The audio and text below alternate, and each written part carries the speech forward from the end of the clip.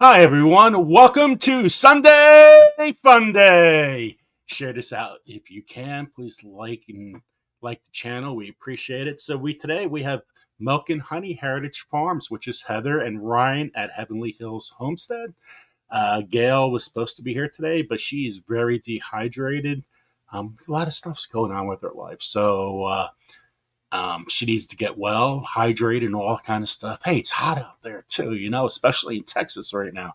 So make sure everybody here that's gardening, make sure you guys keep hydrated. So we're gonna play my Common Ground film. When people are starting to come on in the chat, you guys are free to share each other out. So here we go. And thank you for all the mods to keep this channel safe. So here's Common Ground, and we're going to have our guest on in a couple seconds. What I'm about to tell you is a matter of life and death. If the soil dies, we die. The facts have been proven. Roundup does cause cancer. If you burrow deeply enough, there is a pipeline of money from the pesticide industry into those universities. They're getting the kind of science that money can buy.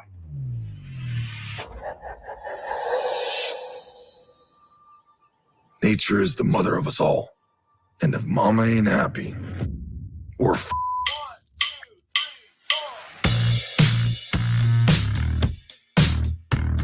But there's a way to save our precious soils. It's called regeneration. Regeneration is not just restoring the land to the state that we found it at, but actually making it better. We have added over 96 tons of carbon per acre into our soil. Can we mitigate climate change? Absolutely. We're going to check the underwear in the regenerative versus the conventional soybean field and see if we can tell a difference between the microbial activity. We've eliminated insecticides, pesticides, herbicides. We are saving upwards of $400 an acre. It works out to be about $2 million a year in savings. That is serious cash. I forgot my suit. I feel like I'm underdressed. But if you are the people who can make a change, well, it's high time to finally get regenerative agriculture. Let's prioritize the farmer. Out here in the fields, I found my meals. It's a connection to the land. It's a connection to those that came before us and those that are going to come after us. Sally, take my hand. We can change everything. There's hope. I said this letter is a warning, but it's also a promise. So I'm gonna fight like hell to save your future, my children. because I love you. Let's get together before we get much older.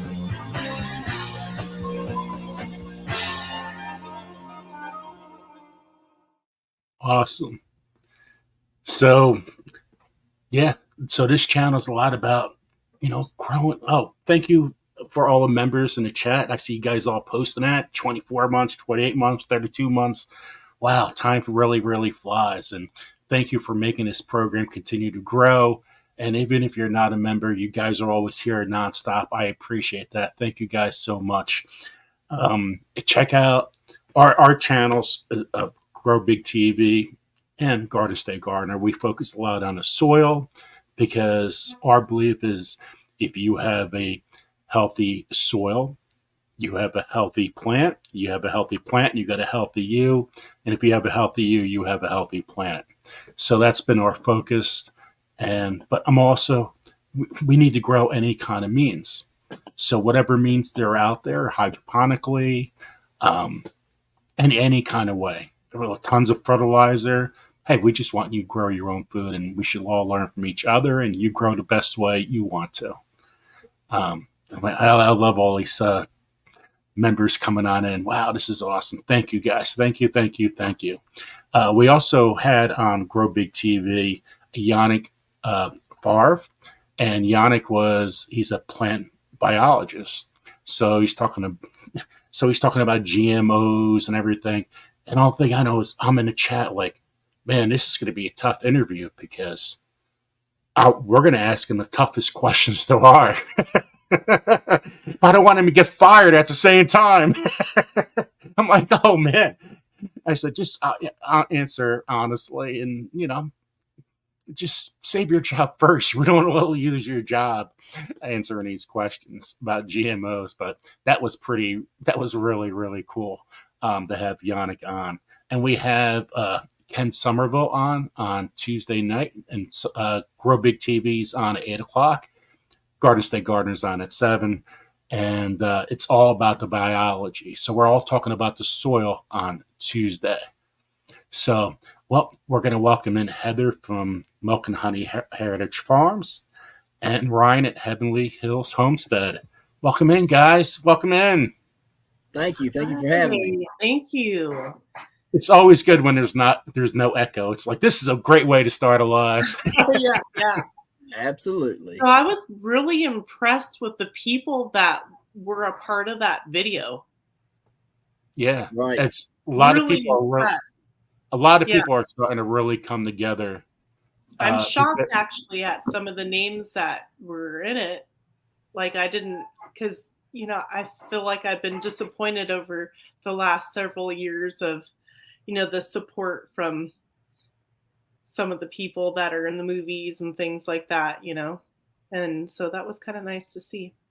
Well, Woody Harrelson's a big person with this stuff too, and more and more people are starting to come out.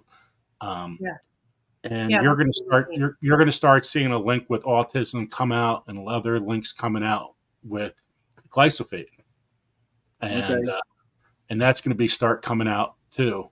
Also, the same producers of that video, they also have what is it? You have Common Ground. We play them all the time. 6 Inches of Soil. It's all by the same producer. They're going to have a movie on bees, which is really, really cool. That's been in the works. So that's going to be really, really cool. It's the Marshmallow Man. Thank you so much, Lewis. Thank you. I appreciate that so much. Thank you. Thank you. Yeah, you're going to have to let me know when that comes out because I want to see that. It's important, that we have some people like that, like Woody Harrelson and stuff, coming out. And I can't remember his name, but Aquaman, right? He was in there. I can't Mona or something like that. I can't remember his name, and I butcher it every time. But yeah. I'm like, that guy. Yeah, the Aquaman. Jason Momoa, I think. Yeah, Momoa. There we go. Yeah. And, I gotta get my son. Where's my son? He knows. But it's good to see some people like that come out and stuff. Sometimes I get a little curious. You know what I mean? Because Bill Gates owns a whole bunch of farmland, and kind of I don't really like that much, right? But it is what it is, right? It's good to see some of these guys come out. Like Woody Harrelson's a great guy, right? And I like what he's got a video that I've watched several times, talking about the part of England and the UK. They don't have these different things in their food, the red number 5, yellow number whatever, and all this different stuff, and how it affects the human body. And he goes on in great detail and stuff. And I'm sitting there going, yes, like, where's the rest of you people at, right? Because because we can talk about it all day long, right? I mean, and we got friends that are over in the UK, and they're like, why is that in your food? You don't need that in your food. Why is it, And then I'm like, I don't know. Ask whoever makes it why it's in our food. You know what I mean? Yeah, why? What? Yeah, exactly. We need to all start asking why. Right. It's important that we have that conversation. But when there's only a few of us talking about it, right? Like in small little quantities like this, it doesn't really doesn't really make an impact. It really doesn't say anything, right? I mean, we can sit there and talk about it till we're blue in the face, but when you get somebody like Woody Harrelson or Jason Momoa to say something, it has a impact, right? Their influence really does speak out and says something. And so I think it's great when you get those types of people talking about it, because finally it's like we're being heard. Somebody somewhere heard something and now they're saying it, so you were just as impressed as I was with seeing those people in that video. Yeah, absolutely. Cool. Yeah. Yep. Definitely. Now Joe just needs to get an interview with one of them. I've been trying. So we did have the executive producer on from Kiss the Ground and all those triology, John Rulak, and he's big with RFK. So I was trying to get RFK on our show, which was pretty cool because he's a big advocate of all the soil and everything, environmental issues and stuff. But I just say everybody should just keep an open mind and just listen. You never know. Yeah. And I don't care if you disagree with anything, that's fine. Disagree. But just listen. Listen what people have to say. I can tell you now that when I switched from using conventional fertilizer to doing things more organically, my plants responded more to that than they ever did, Triple 20 or Miracle Grow or any of that other stuff. There you go. Right. Look, right here, right there. Big old banner in the background. Extreme Gardening, Mycos, Azos, Versity, compost teas, green manures, all, composting, all that stuff. It works, worm castings, everything like that works. You don't have to go out here and buy these expensive there's another good one right there. You don't have to be out here buying this garbage, that is they really go out here. If you guys want to know how Miracle Grow is made, I've talked to John Kohler. He's a real big YouTuber as well. And me and John was talking. They take the heavy metals, okay, and whatever leftover heavy metals are there, they take those and turn them into fertilizer like Miracle Grow and stuff. And then you're taking that and pumping it into your soil, and then you wonder why your plants are like crackheads without it, right? Like they will not grow without it. And the reason why they won't grow without their fix is because they have to have it, because your soil is so poor in everything else. It's been stripped and raped of everything good that it can no longer produce without that substance, whether it's Miracle Grow or whatever you're using. And so in order for you to grow and be able to be successful, you have to start putting those biologies back, the mycorrhiza, the azos, which is your beneficial bacteria, your lactobacilluses, which would be your versity and stuff like that. Use biochar, right? There's tons of things that you use to get soil diversity and have a rich, enriched soil and a working organism within that soil that builds up the plant, right? I can do this all day. So I think for a beginner gardener, the hardest thing is knowing, and I still struggle with this, like what fertilizer goes with what and how often. And so I think that Ryan and I think you both should team up together and do like a chart. There's probably other charts, but make it easy. And how to make your own. So if you can't find it in your store, you don't have money to go to the store, or they just don't make it, Right. What are all the options? All right. So I did a video. I know some things now, but I'm just saying, as like somebody who is just getting into gardening, that's a lot of stuff. Well, it is, but like let's say for instance you're a beginner, and you live close to a homestead, or somebody who has one or whatever. You can go and get their goat manure and goat bedding from them, or pig manure or whatever. Fill that raised bed up, with that. I just did a video on filling up these raised beds with goat manure and goat bedding. and then I topped it off with some finished compost, right? So my buddy Wellington, he has compost. He finishes it completely out. It's aged, and it's pretty much just dirt at this point. There's nothing else in it. Just it looks like dirt, and he sifts it and everything.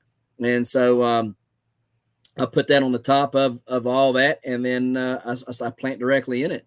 And really, to be honest with you, I won't need anything for those plants for a little while, right? I mean, when I dip the roots in Azos, Mycos, and Versity, I'll make a little jug of that. Well, not jug, but a coffee can up of that stuff, mix it all together, and I'll dip the roots in that and then plant, the plants in there. And I won't need anything for probably at least 3-4 weeks, and then I'll start feeding them stuff, humic acid, fulvic acid, different things, boron or whatever. But, trying to stay within that organic realm, and let them tell me what they want, right? Like, do they need magnesium right now or calcium, or do they need manganese, whatever? And and if they're not really needing anything, I just feed them compost tea. I'll brew up a compost tea and I'll just feed them that, because I don't really want to feed them anything that they're not in need of. So, yeah, I mean, and try to keep it within that organic stuff. Use Agro Thrive is a really good company to use. Their Bare Ground Fish Emulsion is a good one that I use. Previgenics, about everything that they have is it's not listed as OMRI listed, but it is pretty much organic. They never did go the extra mile and make it organic certified, but I mean, if you call them and talk to them about it, it's organic as as you can get. It's all derived from amino acids and stuff. So, like their boron and all that is derived from amino acids, and it works. It's some really good stuff. So, and I like it, so yeah, I mean, if you keep it, like you're saying, keep it simple, right? If you don't really know, you can, there's tons of videos out there or tons of other people who do know. You just message them or talk to them on a video or whatever and say, hey, I'm growing tomatoes, and what do I need to do? Or, because they can either direct you to a video they've already done, or they can just tell you down in the comments, what you need to do. If you're a beginning gardener, you got to use compost right off the bat, and you got to like food forest permaculture here. Everything's about layers. It's Howie culture as food forest permaculture. That's Howie. Howie's great. Howie's awesome. You want to follow a channel, follow food forest permaculture. Really great, man. And everything's about layers. So if you're a beginning gardener, find a way to get compost first. Yep. And after that, then we could gradually, because it takes a while to learn. Into other things. Yeah. And then compost also, should be like in the fall, collect all the leaves and do all the organic matter layering on top of the areas that you're going to be planting in next spring, so that they get all that breakdown in nutrients. With Howie, he has the Pathway Soil Bank. So here he's growing his food, but other aisles, that's where he puts his layers. So the next year after, then you just change where you're at. That's pretty cool. That's a good idea. I like that. So that's really cool stuff. So artificial intelligence. Have you guys ever used it before? I use it all the time. Okay. So you might have heard this. I heard you do a few other ones one time, but so I use it to write songs. Oh, that's awesome. Yeah. You'll have to give me the link to that. Go to Udio. Udio? Yeah, Udio. I have a song that I wrote like 20 years ago that I need to finish. Right. It'll sing it and everything for you. Really? Yeah, here, I can.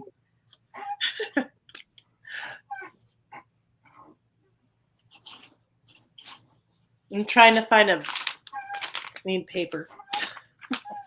So there's 77 people in the chat. Thank you, everybody, for coming. Please share this out if you can. I appreciate it. So we have people from Twitter here, from Grow Big TV on Twitter, Kozlowski Farm on Twitter, MilknHoneyHeritageFarms. Farm. She has 3 people on her show right now, and Garden State Gardener here. And people will start following on Facebook soon, too. 76 people. Thank you guys all for coming. You guys are awesome. So watch this out. We're going to go on AI. Who is Milk and Honey Heritage Farms Heather on YouTube?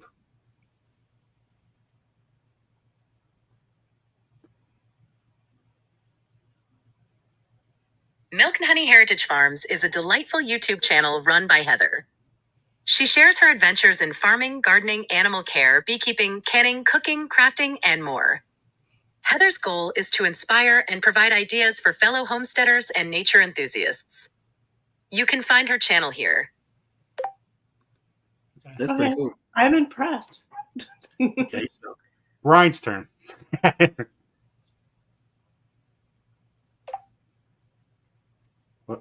Oh, I got to erase quick. Hold on. Yeah. Started recording everything I was saying before. Who is Heavenly Hills Homestead on YouTube?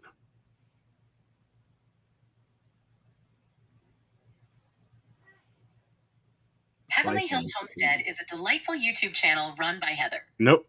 She shares. Whoop, that was the wrong one. Heather, you're running my channel too. Cool. You're welcome, Ryan.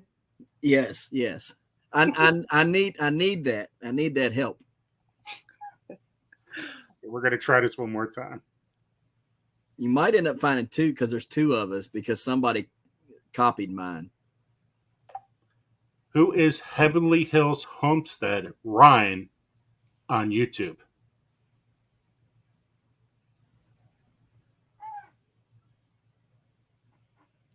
Heavenly Hills Homestead is a delightful YouTube channel run by Ryan. He shares inspiring and informative videos on homesteading, motherhood, and natural living.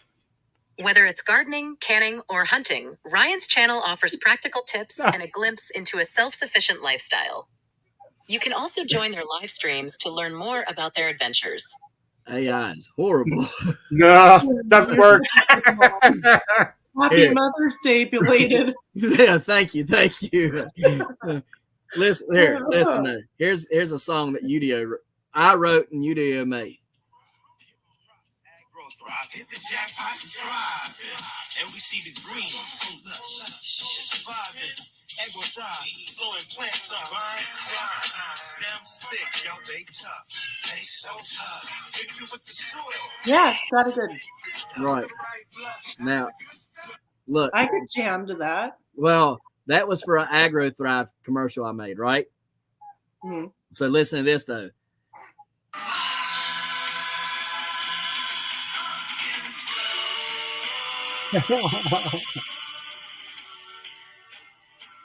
That's fun. So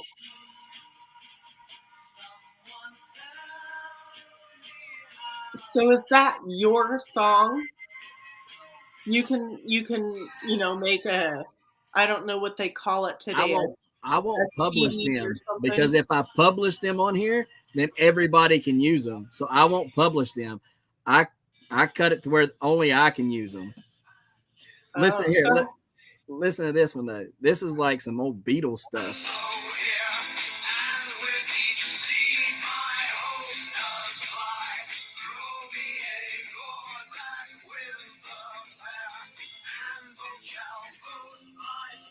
I love that stuff. So like you can go in there, you can make it do old 1960s stuff. You can make it do disco. You can make it do R&B, rap, country. And then like if you go within the genre, you can go within the micro genres of it, right? So like you can go to rap and then go West Coast or East Coast rap. And then you can go gangster rap on the West Coast. And you can like, oh yeah. And so like you can make it like, because what it does is it'll give you the beat, or it'll give you sound like people who sound like that, like that kind of sounds like the Beatles, right? So it'll kind of go with it, but you can't copy a song. Like I tried to do one that had Motorhead. The song Triple H comes out to. Time to play the game, right? Motorhead's the game. And I tried to get it with that, not the same lyrics, but with the music, right? And it will not make that mute. Like you cannot make it get that music. So it will not use the music. It will not use lyrics of the, it can like use the voice or it can use a similar sound, but it will not use the exact same music or the exact same lyrics. So, oh, that's nice. Yeah. So how do you make it to where you could publish it to where nobody can copyright it? So well, it won't be copyrighted, but like if I publish it, other people can use it. So, and I don't want nobody using it. You know what I mean? So I don't publish it, because if you publish it, then it's public and then anybody can grab it and use it. Because a lot of this I'll do for my own videos. So whether it's TikTok, Instagram, or YouTube, I'll use this music for my videos and stuff. And I don't want other people, because I've already had people like, oh, where'd you get that from? You know, or I want to use that. And I'm no, sorry, no, we ain't doing that. You know, because I sit there and took an hour or so to write all that. You know what I mean? Like AI is the one that's making the beat and singing it, right? But I'm the one that's writing it. And then I have to go in there and like it only does 30-second clips. So every 30 seconds, I'm having to add more to it. And then if I don't really like what it sounds like, then I got to delete it and then go back through it and stuff, right? So, I mean, I don't really just want to give it away to somebody, you know, for them to use. So that's why I don't publish it. So all you got to do is like whenever it's up here, it'll say publish. And if you publish it, then it's public and everybody can use it. So if you want to keep it for yourself, just do not publish it. Oh, you know? And then just hit the down, like press on the song, and then it'll pop up and you'll see download. And then you just download it onto your computer or onto your phone, and then you can use it yourself. All right. And you can't get in trouble on your channel for using it because it's yours. Right. And it comes up original music or original soundtrack or whatever. So, cool. Right. Because here's the thing. I was using music from the libraries, right? From these libraries on these different platforms. And then all of a sudden I'd get flagged. You know, video had been up for a month or a year, right? And then I'd get flagged and I'm like, well, I was allowed to use that. I was perfectly within my rights to use it. You said I could use it. And they would flag it. And I said, you know what? I'm done with this. You know, because I'd have to go and silence those clips and stuff. And I got tired of doing that. So I went to Udio, and now I don't have to worry about it. It's pretty cool stuff. It is very, very cool. Yeah, that's fun. Yep. So for those people that are on Twitter, we give away yarn, seeds, books, stuff like that. So just stay patient. We usually it could be early, later, matters how everything goes. So just welcome to the channel, and thank you for supporting us. That's pretty awesome. Wow, it's so awesome when you see a number 83 on your screen. Right? It's like, whoa. I can fill up 2 classrooms. Like we were talking about earlier, I'm lucky to get 20 in mine, so you're doing awesome, dude. No, it's doing great. Yeah. So what inspired you to start your farm and share your journey on YouTube? This question for both of you guys. Go ahead, Heather. So when I met my husband, this was the plan. It took us a while to, you know, get the property and stuff like that. So I told him that I wanted to go back to the old ways like our great grandparents lived. Yeah. That's what I wanted to do.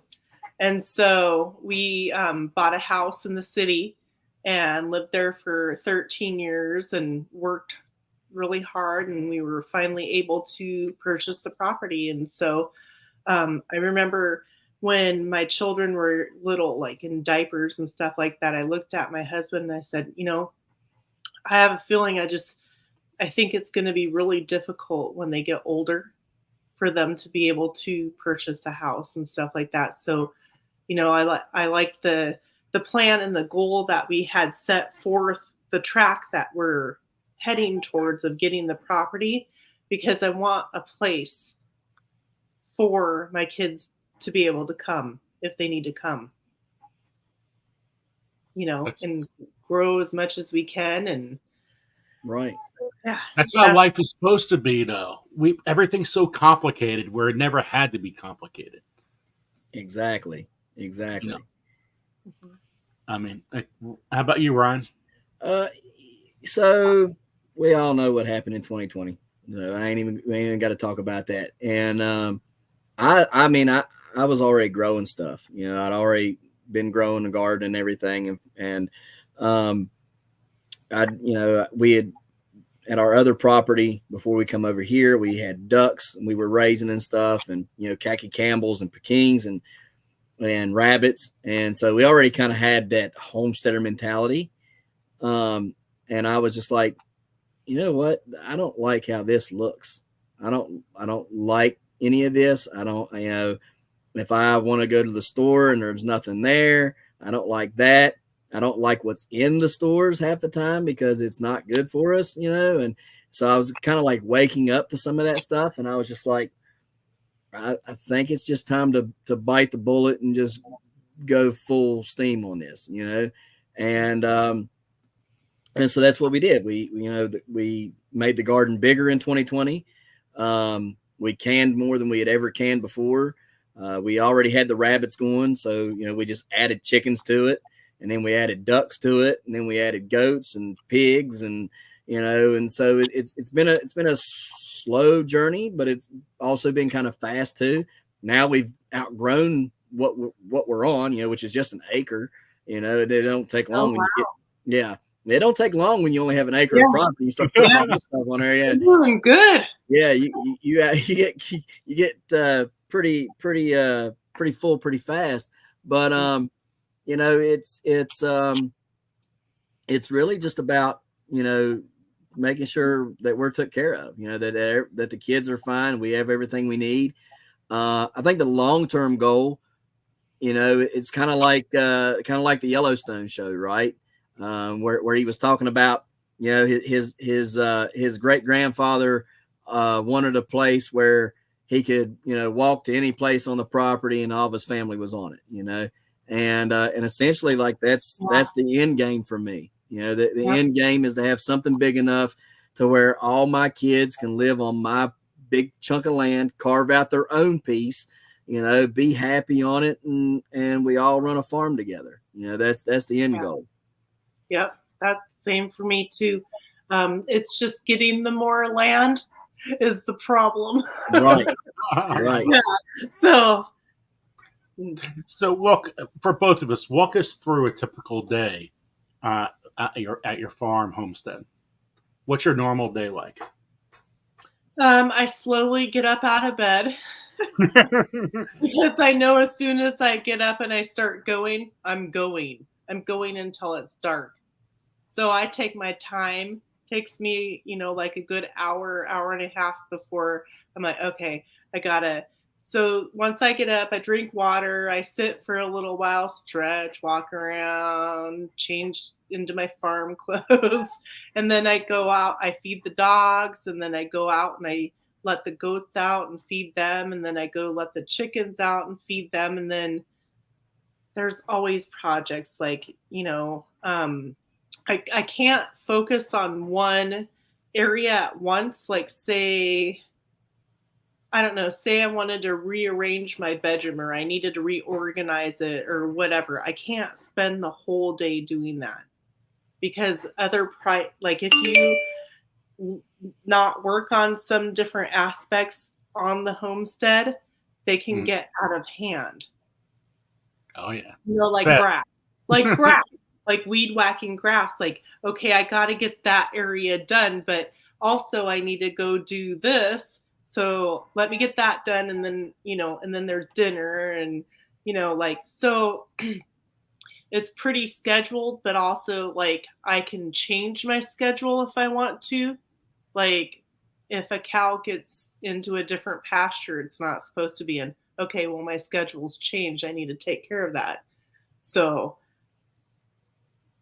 I have that flexibility, but yet I still try to stay on a tight schedule of what has to be done, who has to be taken care of, and what times of the day they need to be taken care of. At the same time, throwing in, doing my gardening and my planting and my bees and the family and crafting. So I do all that every day. 7 days a week, rain or shine. Always going, always keep on going, nonstop. Yeah, but I love it though. You know, it doesn't matter. It becomes relaxing in a way, right? Yeah, I wouldn't change it.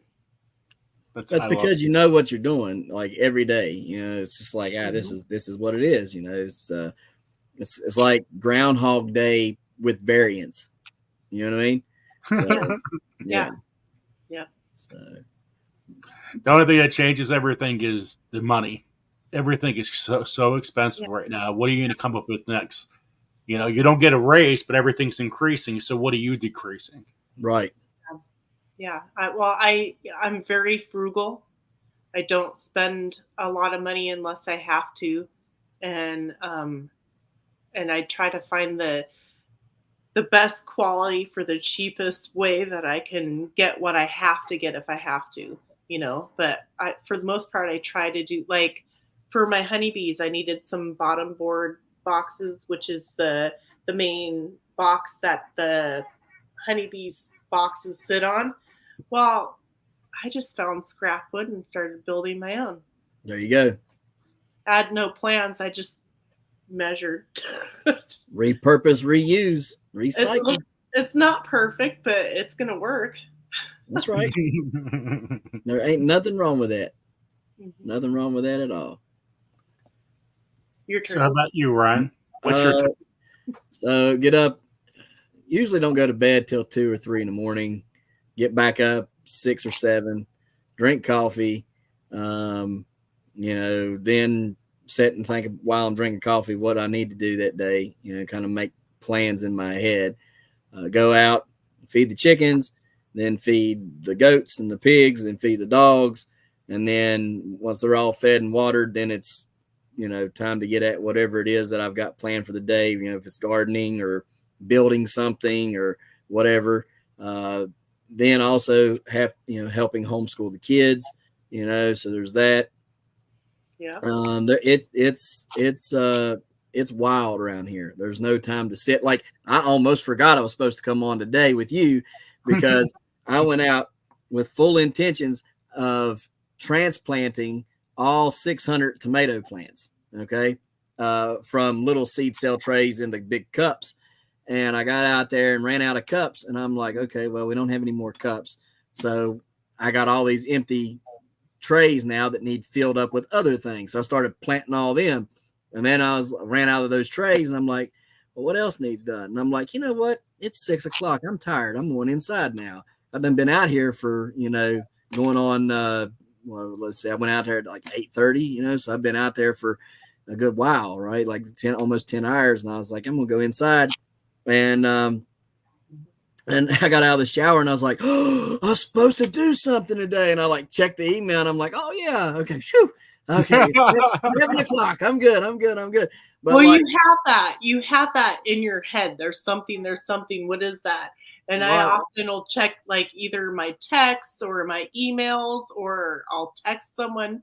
Was there something supposed to like? Right. Exactly. You know? Like, was I supposed to do something today? Like I am, but it is because I am, it can be stressful. Let's just be honest with this. All right. When you have this much stuff going on all the time, it's stressful. It is relaxing, right? Because you know what you got to do, right? There is some relaxation to the chaos. Okay. But let's not make us paint a picture that this is just sunshine and rainbows around here, because this is far from it. You know what I mean? It's work. I mean, it's just flat out work. Okay. Yeah. But, and it can be stressful. Like I left 50 packs of Baker Creek seeds out in the rain yesterday. Yeah. I mean, you know how much 50 packs of Baker Creek seeds are? You know what I mean? That's a pile of money. I just left a gold mine out there. Right. And I'm like, crap. Like, because what happened is I was outside planting seeds and I had them in the box and I was like, okay, I got to run. I checked my watch. I was like, oh, post office is going to close. I need to go weigh that state record rhubarb that I grew. I need to weigh it. And yeah, exactly. Right. That's facts. Right. So I was like, you better go run and weigh that at the post office before it closes. So I ran up there and did that. And I came back. And I was like, I think I want to grab a bite to eat real quick. I hadn't ate nothing yet. It was, noon. So I went and did that. And about an hour later, I come out and I'm like, where are my seeds at? And then I was like, oh, no. And I peeked around the corner because I walked right by them to go into the building and didn't even pay attention to them. And then I was like, where are they at? And then I'm like, oh. And I peeked out around the corner and there they were laying there just soaking wet. And I'm like, what are you going to do? Right. So I made a chaos garden. I gathered up all the kids and I said, who wants to plant stuff? And I just said, I took the flower seeds, I put them all in a cup, mixed them up and said, plant flowers, and then I took and gave them packs of other stuff. And I said, here, toss them wherever you want. So they went to every patch and everything. They're tossing stuff everywhere. I'm going to have a Plant ID Me app or something to figure out what's what pretty soon, because you'll have all the kids going, what's this? What's this? yeah. I mean, but that's what I did. I just made what they call a chaos garden or whatever. It's just stuff planted everywhere. So that might be fun though. Yeah, it's going to be fun, but it'll be an adventure. It's going to be a big adventure because that was 50 pack of seeds and there was a whole lot of stuff. So, but yeah. At least you didn't waste them. Oh no, we ain't wasting nothing around here. No, there ain't nothing going to waste. I would have literally planted the yard. If there was nowhere else to plant it, I would have just threw stuff in the grass and not cut the grass and let them compete. I would have. She would have killed me, but that's all right. See, now you got to have your kids have a channel for your kids. Chaotic. Right. Right. Yeah. There you go. Chaotic gardening. Yep. Welcome to the jungle. Yeah, that's exactly what it's going to be in some of these places. Because my one, he took a whole thing. Oh, what was it that I gave him? Oh, it was a tiny seed. I can't remember what it was. I don't think it was kohlrabi, but it was something. Brussels sprouts, green Brussels sprouts. And there was there were Goninger Brussels sprouts, and there was probably 1,000 in that pack. I mean, it was just loaded. And he took them and put them all in a 5x5 area, 5 foot by 5 foot area. Yeah, there's going to be Brussels sprouts coming out that thing's ears. Yeah, it's going to be thick. Yeah, very thick. So I'm going to have to be doing some thinning. So, but at least I know where he put them at. So we're good. Yeah. So how did you guys eventually come to your name? To your name on YouTube? You can go ahead. I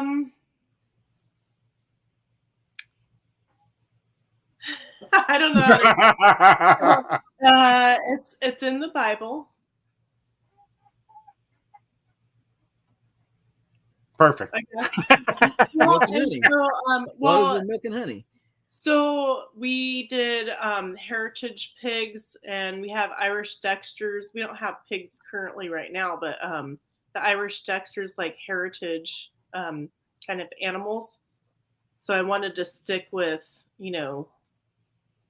heritage type animals if I can. I mean, it won't always happen, but. And then the farm, I did a Z at the end instead of an S, because when I was on YouTube as like just a subscriber to watching channels and stuff like that, I had the S on the end, and I didn't realize that I could turn that into a channel. I thought I had to actually create a whole separate channel. And then later I learned having a second backup channel was good to have. So okay. There you go. So I put the Z on there, so there's the difference. Too. Reminds me of my grandmother. My last name's Kozlowski. So, or Kozlowski, a little Polish, If you don't know why that's not Polish, well, I don't know. I can't tell you. Anything with the ski is usually a little Polish. So when she came over, it was KOZ, and there were so many KOZs. She goes, well, I can't do that. I want to be different than everybody else. So she changed it to KOSLOWSKI. That's cool. I want the Z back. I like the Z. It has it seems like a little more power or something, I love it. That's funny. Cook, my last name used to have an E on the end, and they took it off, So, but We may be related, Ryan. I have a bunch of cooks with the E on the end way back in my family history. Well, if they're from West Virginia, we are. So. Yeah, Missouri, West Virginia. Because my dad always said if we're from West Virginia, they're related to us. So. Oh well, we're hi cousin. Because hi cousin. But well, the reason why is because the first one came over as an indentured servant in 1760 or something like that, and then he fought in the war, Revolutionary War, and he was given land after the war. And he was released from his indentured servitude and given land in Pineville, West Virginia. And so everything in Pineville and Oceana is named after a cook, so like that, pretty much all of that county is cook country or whatever you want to call it. But so he dropped the E off of his name after his indentured. He didn't want to, he thought by dropping the E off, nobody would know that he had been an indentured servant, I guess, because a lot of the cooks with the E were indentured servants. So he thought dropping the E off that he would have been more of a nobility or whatever, and so he dropped the E off. And that's interesting.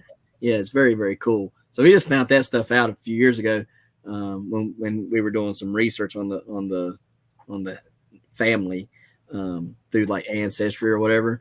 Yeah, that's really cool. Yeah, it is. To dive into all that. Yep. But I guess I got to do my name. So in 2020, I did a lot of videos on Facebook, just playing around, doing Facebook Lives and stuff. And everybody really liked the videos and everything. They liked watching the garden grow and stuff. And I just kind of got this push, like make a YouTube channel. And I'm like, yeah, okay. And when I say I got a push, it was kind of like God was like leading me to make a channel, right? And I was just like, I'm not that kind of person there, God. So we just, and I don't know, it just kept on coming up. In one way or another, somebody would mention it or something. I'd be watching a video and somebody be like, and I think everybody needs to make a YouTube channel. And I'm like, okay, this is, so right. So I was like, well, I guess this is my sign. So I was like, all right. I said, well, I don't even know what to name it. I'm like, what do I even name this? Because I'm not a creative person. I mean, I'm just going to be very blunt. I am not a creative person. And so I ran like 3 polls on Facebook for 3 different things. And one of them did really, really well. And that is not what I named my channel. Because as soon as I got done doing that poll, like it was just heavenly. I was outside watching the sunset on my back steps, and Heavenly Hills Homestead just come to my mind like that. And I was like, all right. There it is. There it is. Yep, there it is. And I didn't ask anybody else about it. Didn't ask nobody, and I just went with it. And so that's how it was, because I was sitting there watching the sun set over top of those mountains, and it was just like, I know God don't literally speak to you, but like it just something inside of you says like, oh, Heavenly Hills Homestead. And I was just like, there it is, so I named it that, and that's what I went with. And here you are. And here I am. Here you are. Growing big. Grow big 24. Yep. Yeah. So right now, guys, we're going to go to give away some seeds quick. Ooh. So you guys stay with us. So I know I'm a little behind because you guys know my schedule is nonstop work. And I don't usually make it inside the house too much. So for a couple hours sleep. So but I'm gradually, you'll get everything you guys want. Just got to be patient. Okay, so StreamYard giveaway tool. Let's see. Let's type in hashtag GrowBig24. You know what stinks is when you got to type, you actually got to get your glasses on to type now, too. Let me see if I wrote it right. Nope, I did spell it wrong. That's too funny. I hate that, the typos. Yeah, I know how to spell like on the computer. I'm better on like on the computer typing than my phone. My phone, I do all kinds of weird stuff. I hate autocorrect. Yes, and that too. Could you guys see that on your side, by the way? Grow Big Yeah. 24 or no? You could? Okay. Yep. So everybody in the chat, right? Hashtag Grow Big 24. Grow Big 24 for seeds, right? Seed. Is that what This is for seeds. These are for seeds. Seeds.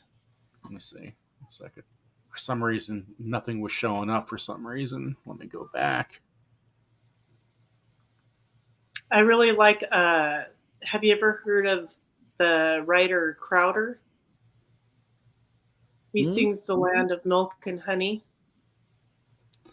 Hey guys, we're gonna have to do this again because for some reason on my end, no entries are popping up. So just hold on with the Grow Big 24 and let me. Joe was just testing you. You talking about Crowder, the guy with the big long beard and the glasses? I'm not sure what he looks like, honestly. But when I started my channel, my husband shared it around with some people, and someone shared with us the song, and I love it. Okay. It's awesome. Yeah. Well, that was very interesting. I got to find out what's going on here. That never happened before. Low connection. I don't know. My internet's kind of been wonky, off and on things. Like I was doing somebody's playlist, and they only had like 2 playlists on their channel, and I knew they had a whole bunch of them. And I was like, oh, I don't know, maybe they removed them. Well, then the next day they were all there. That's weird. Well, YouTube on my son's channel won't even play right now. Or on my son's TV, I mean, on his Fire Stick, but it plays on our Fire Sticks. So it does weird stuff sometimes.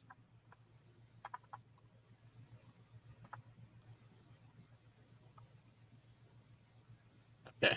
Oh, there it goes. Okay, now it's starting to work. That was really, really weird. Yeah. I'm looking at it and I'm like, it's not working. It's not working. So keep on putting hashtag Grow Big 24 in, guys.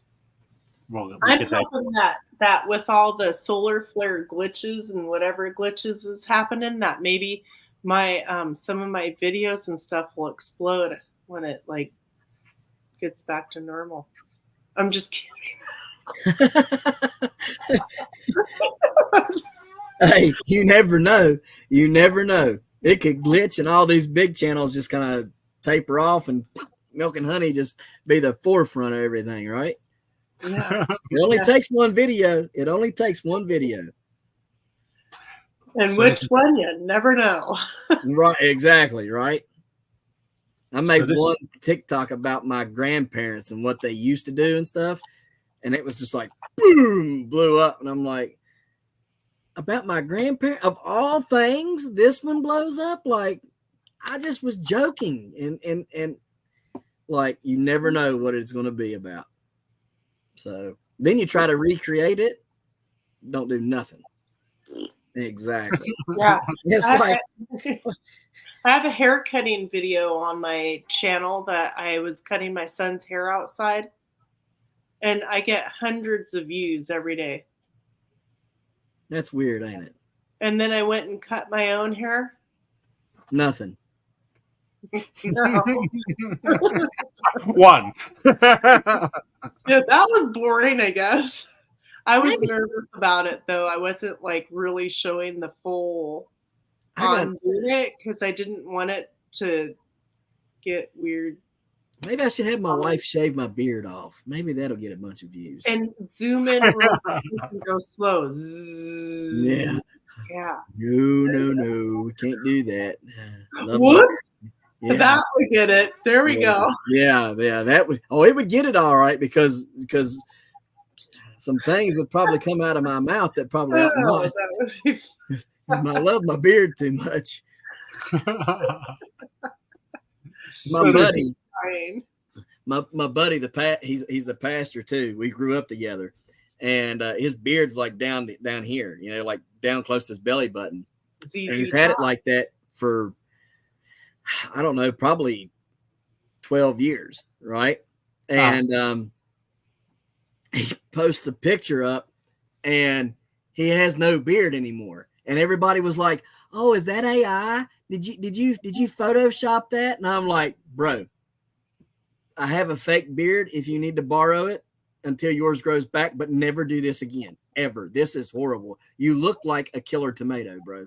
Like, don't do that." And after seeing him with no facial hair on his face, because it was legit, I was like, yeah, no, the beard's staying until I'm dead and in the ground. Like, I cannot shave the beard off now. If that's what you look like underneath there, I know what I look like underneath mine, and we ain't doing it, bro. We are not doing it.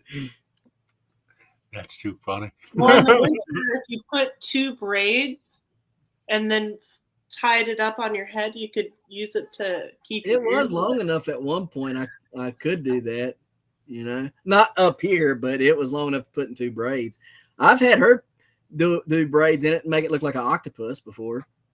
And it had all kinds of like bunch of little braids in it and stuff, but yeah. Okay, guys, we're gonna go give some winners away. There is 86 people in the chat. That was what's showing up on our end. 50. A lot of people are watching on Twitter, which has been really, really awesome. So we're gonna give away some winners right now. Let's see who's gonna win. First, here goes the draws. If you win, make sure you email me at gardenstategardener@yahoo.com. Juby, first winner. Congratulations to Juliana. Second winner. Seeds. Seeds. That's right. Don't leave them out in the rain. Dee's Garden Adventures. Congratulations. Next winner. I like the little confetti stuff that comes out. It is cool, ain't it? Next winner is Don't You Know? Don't you? I like that. No. Don't you know? Fourth winner. Here we go. The winner is Suzanne Goulet. Woohoo! Congratulations. Congratulations, Susan Goulet. Next winner is Rick. Congratulations to Rick. Rick is from Australia. Oh, that's cool. Rick has to have a different type of package, right? Like whatever we get, he could get a lot of trouble for it. Actually, he has to go down and get arrested with the stuff I send him. No, I'm joking. There we go. But he has to. I have to send it from my gardener or somewhere else. I can't send it from my address. Never. Well, Kaylin, congratulations to Kaylin. It's funny when it slows down. You think, "Oh, there's my name," and it doesn't. Right. And then when it does, you're like, "What? Wait, what?" Lewis Acre Farm, congratulations. Just make sure you guys email me. I appreciate that. So we got 3 more winners to do for the seeds.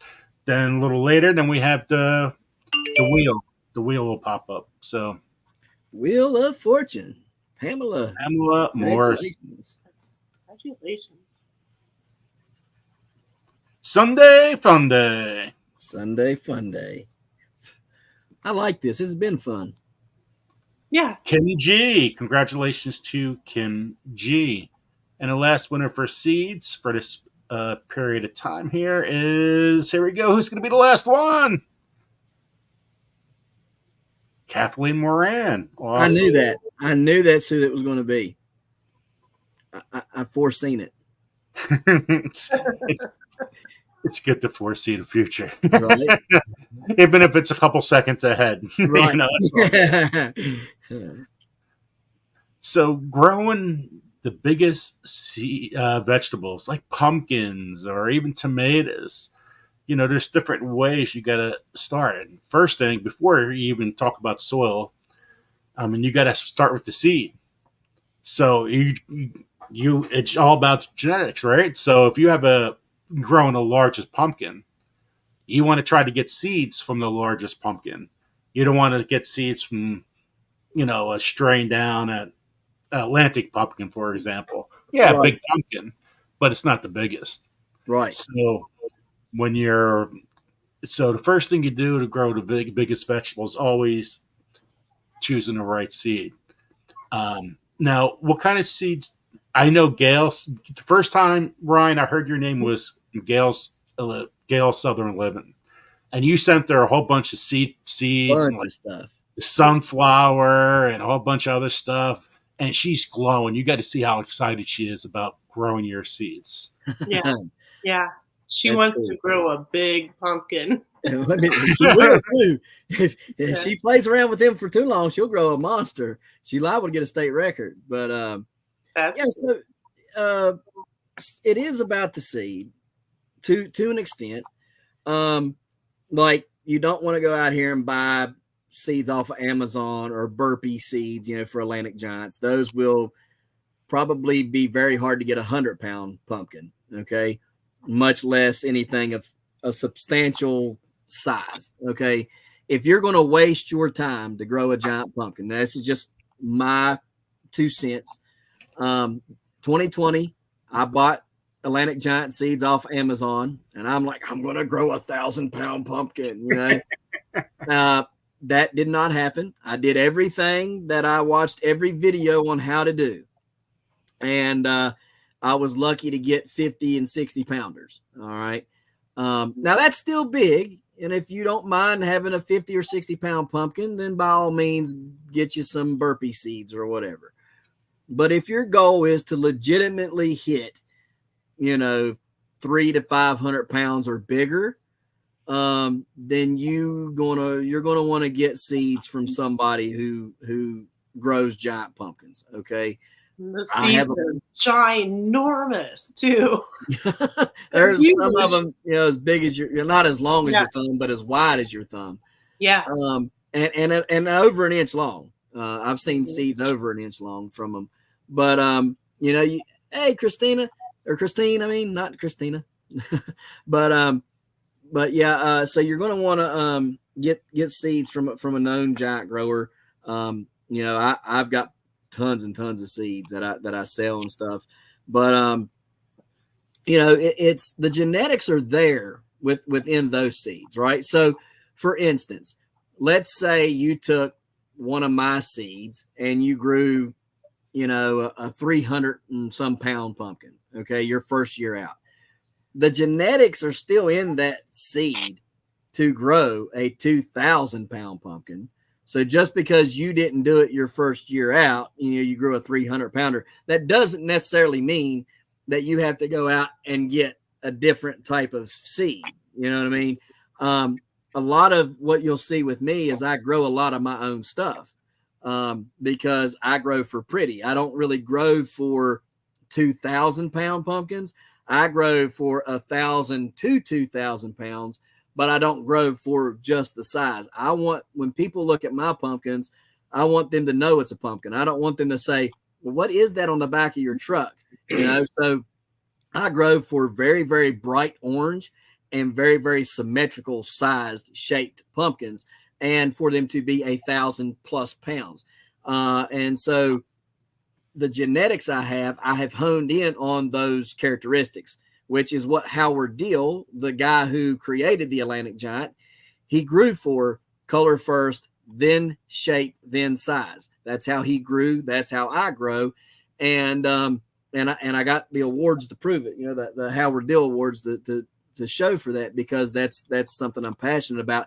If the guy that created this breed grew like that, then I don't think I should vary from that. Right. And I think within the giant growing community, there has been a lot of going away from that. And so we're getting a lot of what we call pancake pumpkins, which you end up getting splits and cracks and horrible shapes. And, some that look like a mudslide basically.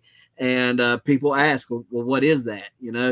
And I think we're kind of getting into where we're getting into trouble. And so me and another guy, Jason Covey, we started making it a kind of a project of ours this year to bring back some of the older genetics from way back when, 2007 and back, breed those into our now genetics to try to get away from some of the things that we're getting with like ribbon vines and stem, the blossom end splits and different things like that.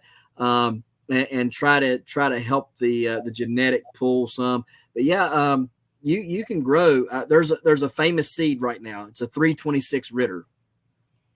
And that 326 Ritter grew a 2,000 pound pumpkin.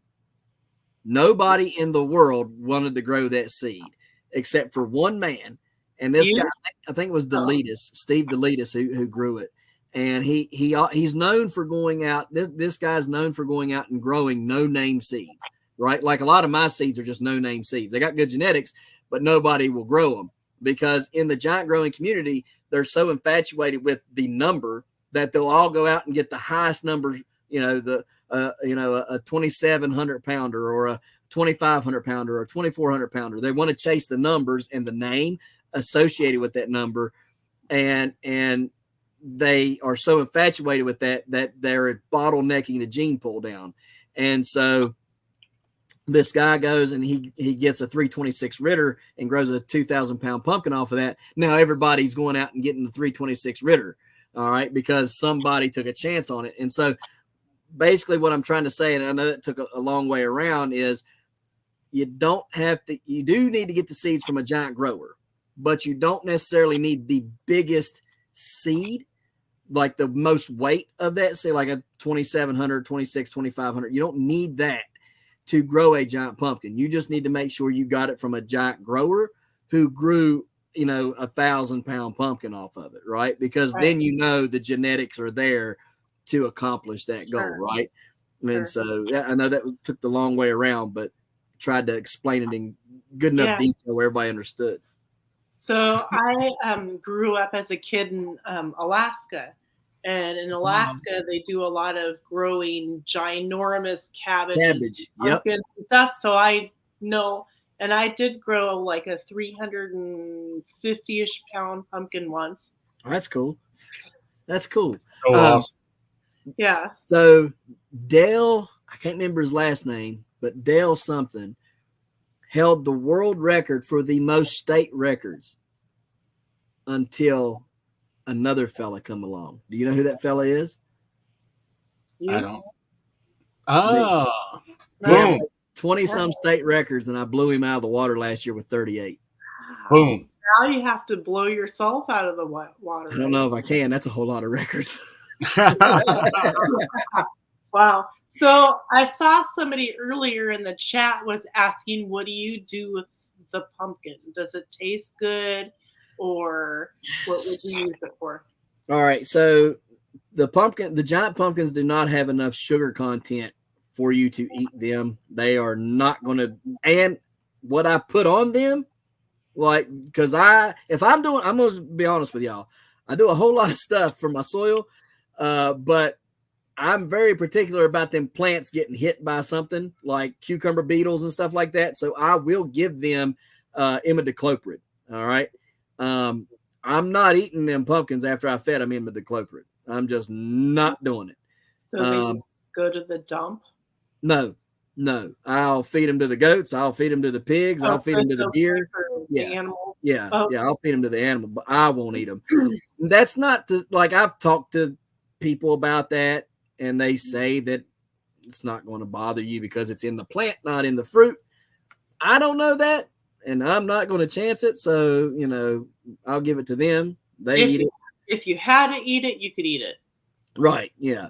But now, like all the rest of the stuff that I grow, giant cabbages, giant carrots, giant beets, and all that other good stuff, we eat all that.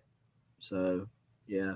Giant tomatoes and stuff. Yeah. We'll eat them and everything. So yeah. How many seeds do you think you would get out of a 2,000 pound pumpkin? Not as many, right? When they get bigger, you get as many pumpkin seeds. Well, it's not that you don't get as many. So every pumpkin's different. There has been pumpkins that have had no seeds in them and be 2,000 pounds and have not one seed in them. And there have been 2,000 pound pumpkins and have 700 plus seeds in them. Right. And then there's been some that only had 100 to 200 seeds in them. Every pumpkin's different. You really don't know until you open it up, and see what's inside of it. So it's kind of like a potluck or something, I guess. You open it up and, you either have some or you don't. Generally, when it is a good pumpkin, it seems like the better the pumpkin is, the lower the seed count all of a sudden gets, and I'm not sure if that's I'll be honest with you. Every pumpkin I've opened up, I've had 200 to 600 seeds in every one of them. The lowest I've ever had was 200. The most I've ever had was like 650 something. You counted them all? Every one of them, because I sell them. Oh. So I have to know how many I got for I'm inventory. like, I'm done. You go here, you go here, you go here. Yep.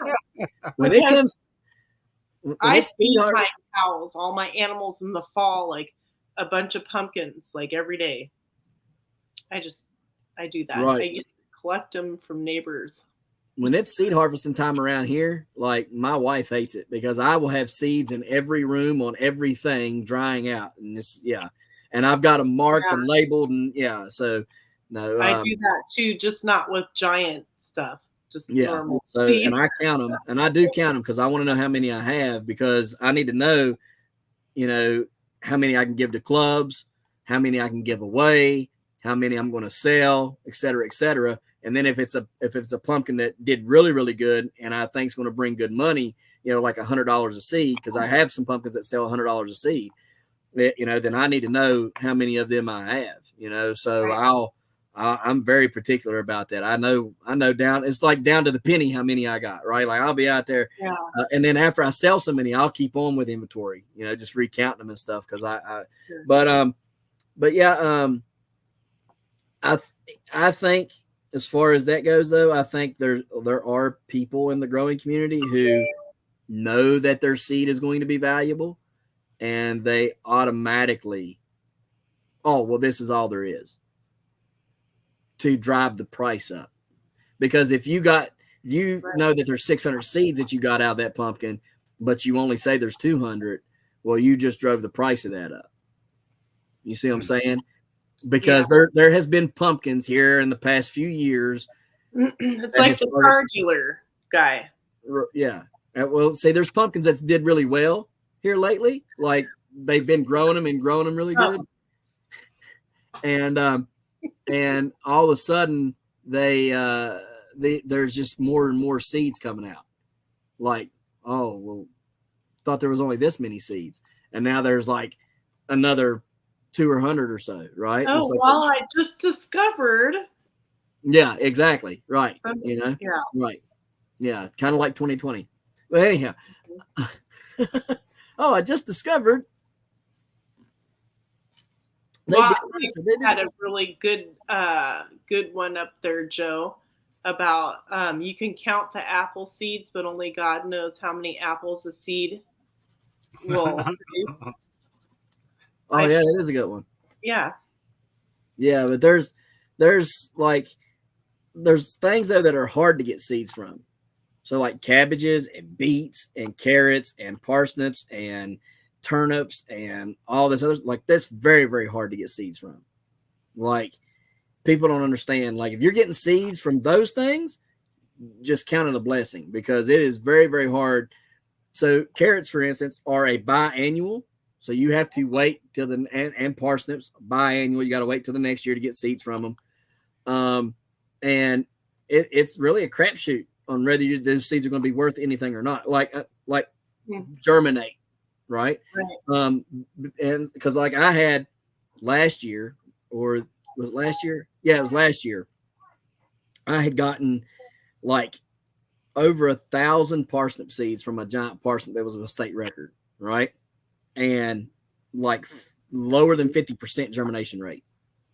So I mean, it's just like, and it's the same thing with rutabaga. Like I have yet to get seeds from any of my rutabagas, any of my cabbages, any of my beets. But I got them from carrots and I got them from parsnips, but I cannot, and I don't know what I do wrong, but I cannot get beet seeds, carrots, or beet seeds, cabbage seeds, or what was the other one I said? Rutabaga.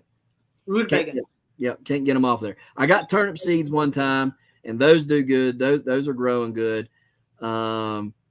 and I did get some radish seeds. Those are pretty easy to get seeds on. But the trick is trying to make them bolt in order to get the seeds off of them. And if you can't get them to bolt, then you can't get seeds off of it. And cabbage, I don't know how in the world to make it bolt. I've yet to had a cabbage bolt. I've had them in the greenhouse, purposefully put them in the greenhouse to try to get them to bolt in a 120-degree greenhouse. Okay, so I have a question for you guys. So once the plant bolts, for example, my Brussels sprouts, right? I left them in over winter to see what would happen because they got attacked by aphids last year. So I didn't want to harvest them. So I left them in over winter to see what would happen. And they flowered. So beautiful. So how do I collect seeds from that? Do I wait until they dry up like flowers do? Like, because they have lots of yellow flowers and they have these little long. Those little long things are your seed pods. Do I need to wait until they dry completely? What they're going to do is they're going to fill up and get real plump. Okay. All right. And then they'll start to crack. All right. That's when I can. And when they start cracking, don't let them dry out all the way and crack open because then they'll just fall out. So just wait for them to get fat. Fat. Yep. Really fat. And all the flowers. I thought the genetics would be a little bit stronger and better and maybe be able to fight off that aphids. Right. Yeah. I mean, and they very well could.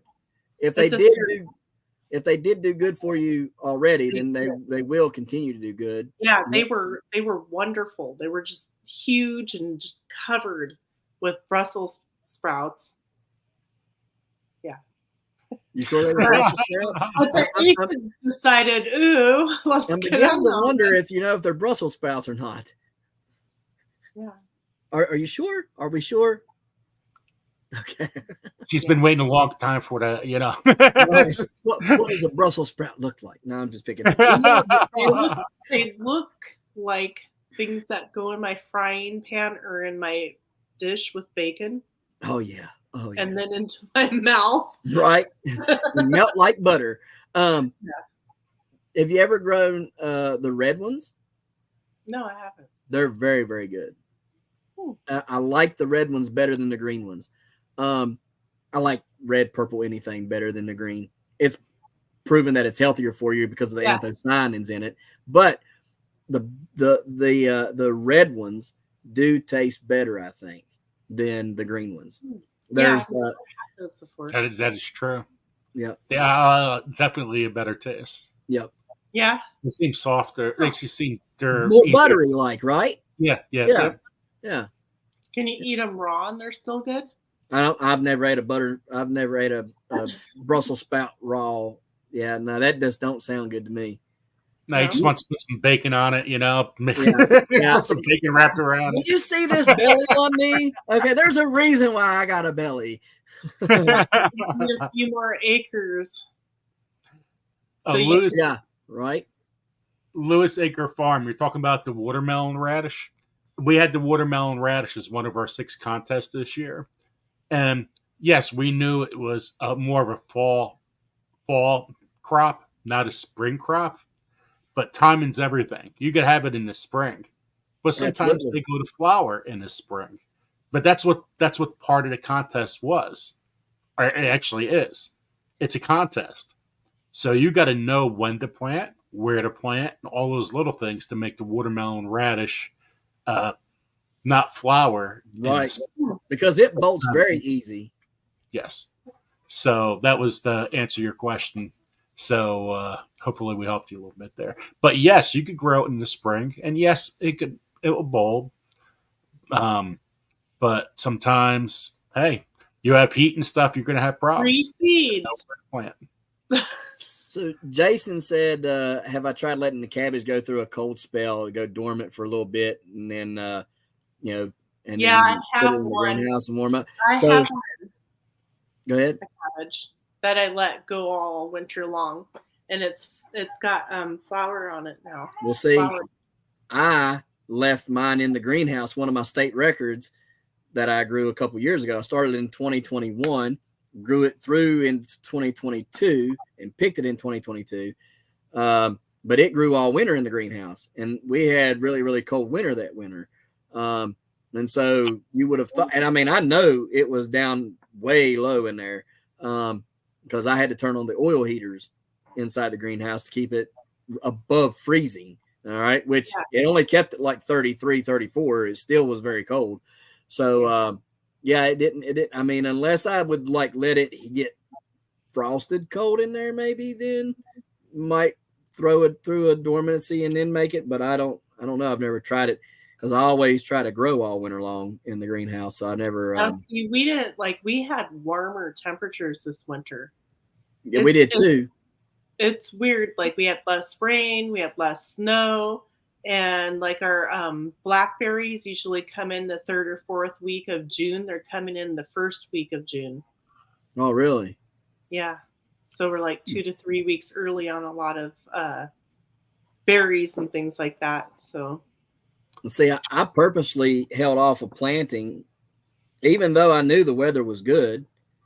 I held off because I just knew that we was going to get a frost or a snow or something crazy, right? I mean, I just knew it was going to happen because the past 2 years, the same stuff's happened, and we've had a frost and it's killed everything.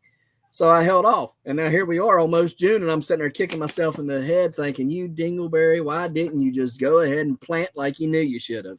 You know, I still got a whole patch out here with cover crop on it that I have yet to till under or even mow down. It's got turnip tops almost 4 foot tall. Yep. You need a freeze dryer or something now. Yeah, I'm gonna go over there with a weed whacker and cut it all down and till it all under and plant field pumpkins and try to grow a world record in it. There you go. So before we go at planting at the right time, Butler Family Farm has said, how much do you grow? How much do you sell your pumpkin seeds for? So I sell them as low as $5 for 2 and as high as $100 for 1. So just really depends on what you want. And then, you know, a lot of people, they'll like, I have this thing, it's called a skill to heal. And I've been working on the 501c3 part of this. And so I almost got that wrapped up to where we're going to turn it into a nonprofit.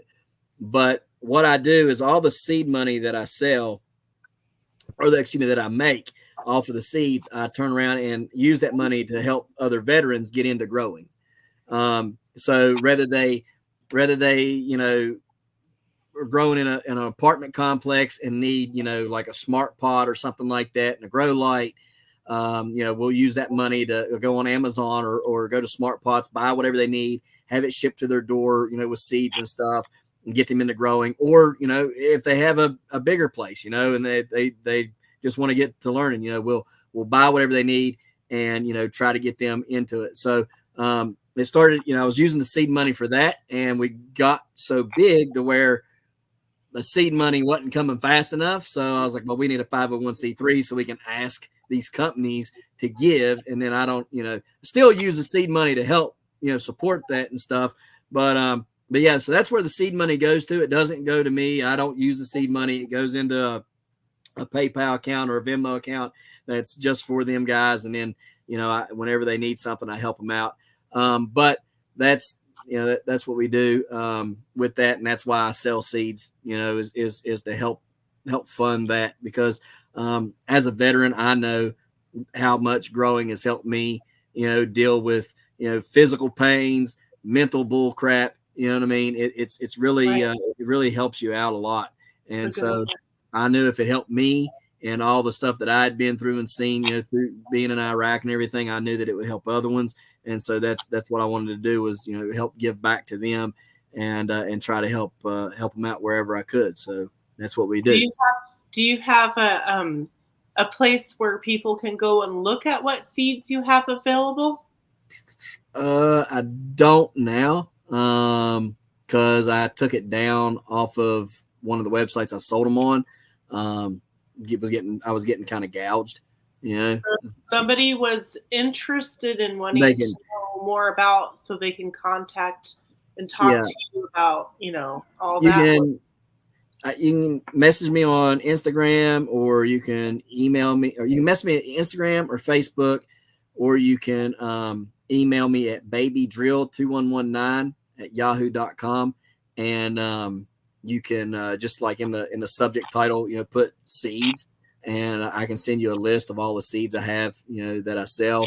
It's a very, very big list because I've got everything that I grow that's on there. Like if I can get seeds off of it, I've got them up for sale on there.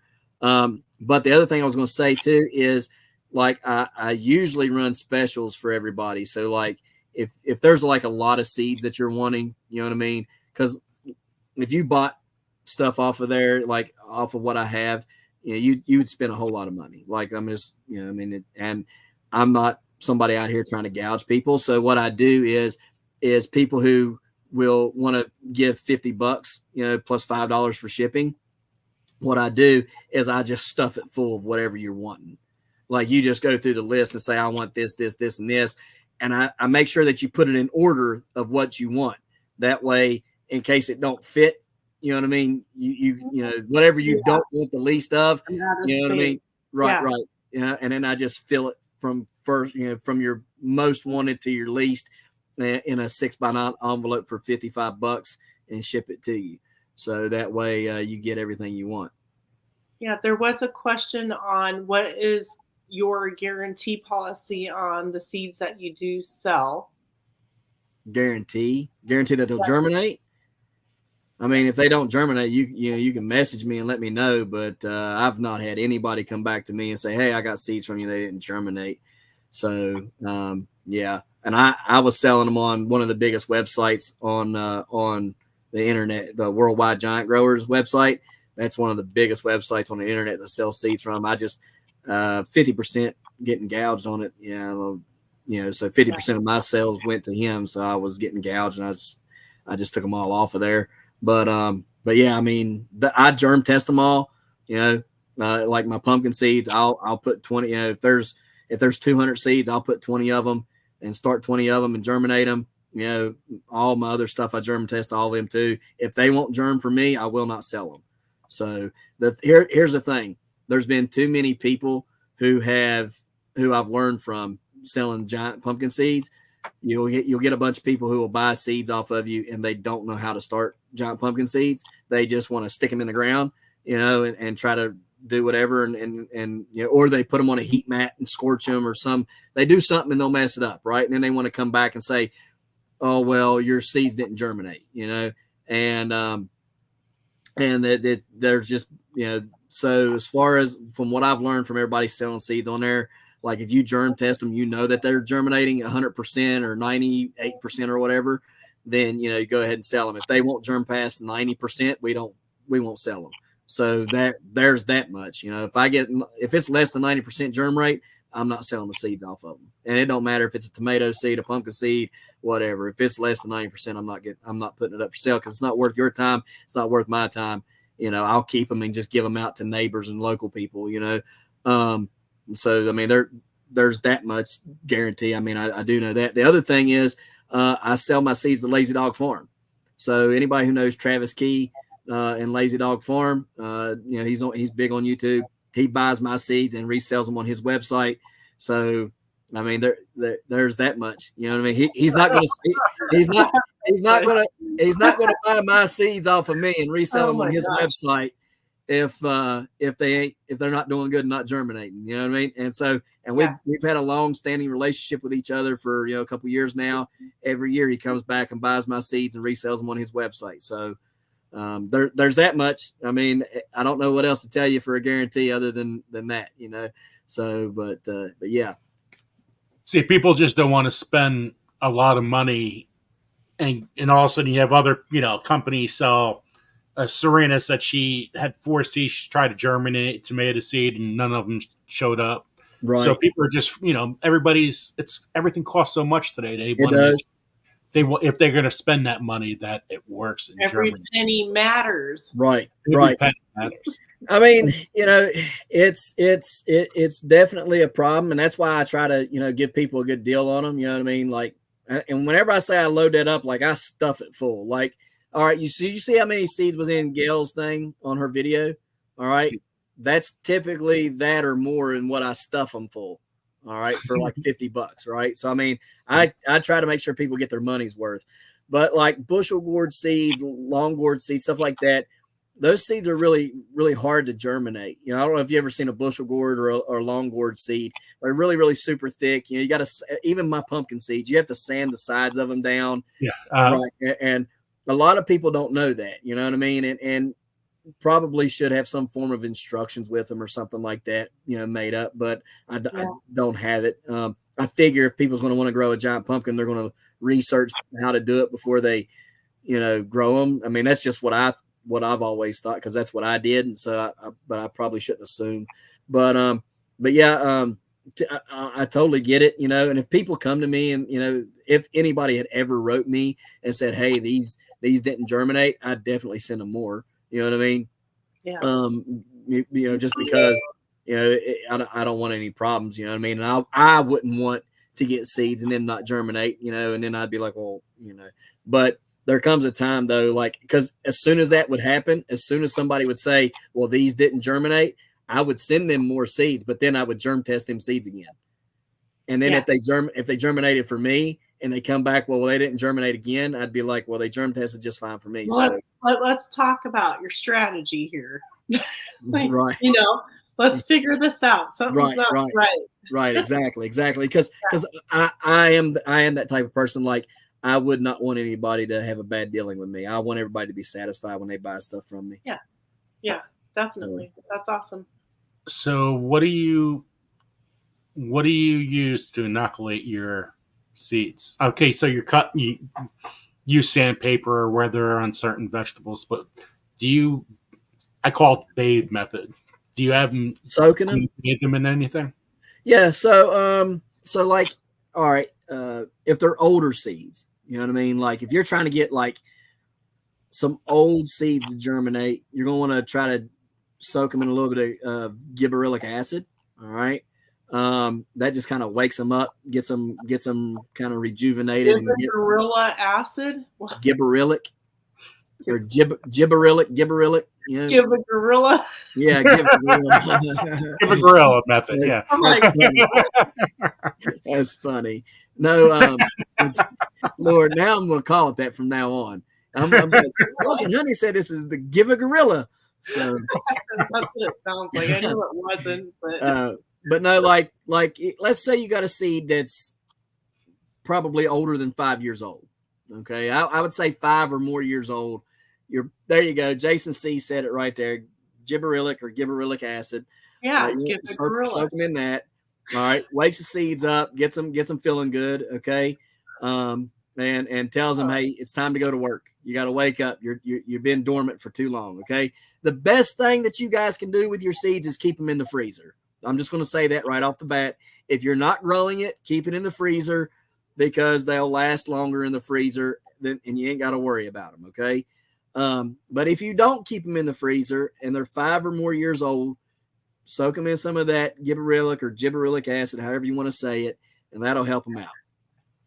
Then the next thing you're going to want to do is you're going to want to get some. I use a little bit of seaweed and then like seaweed powder, just a little bit. Put it in a cup. Fulvic acid, humic acid, and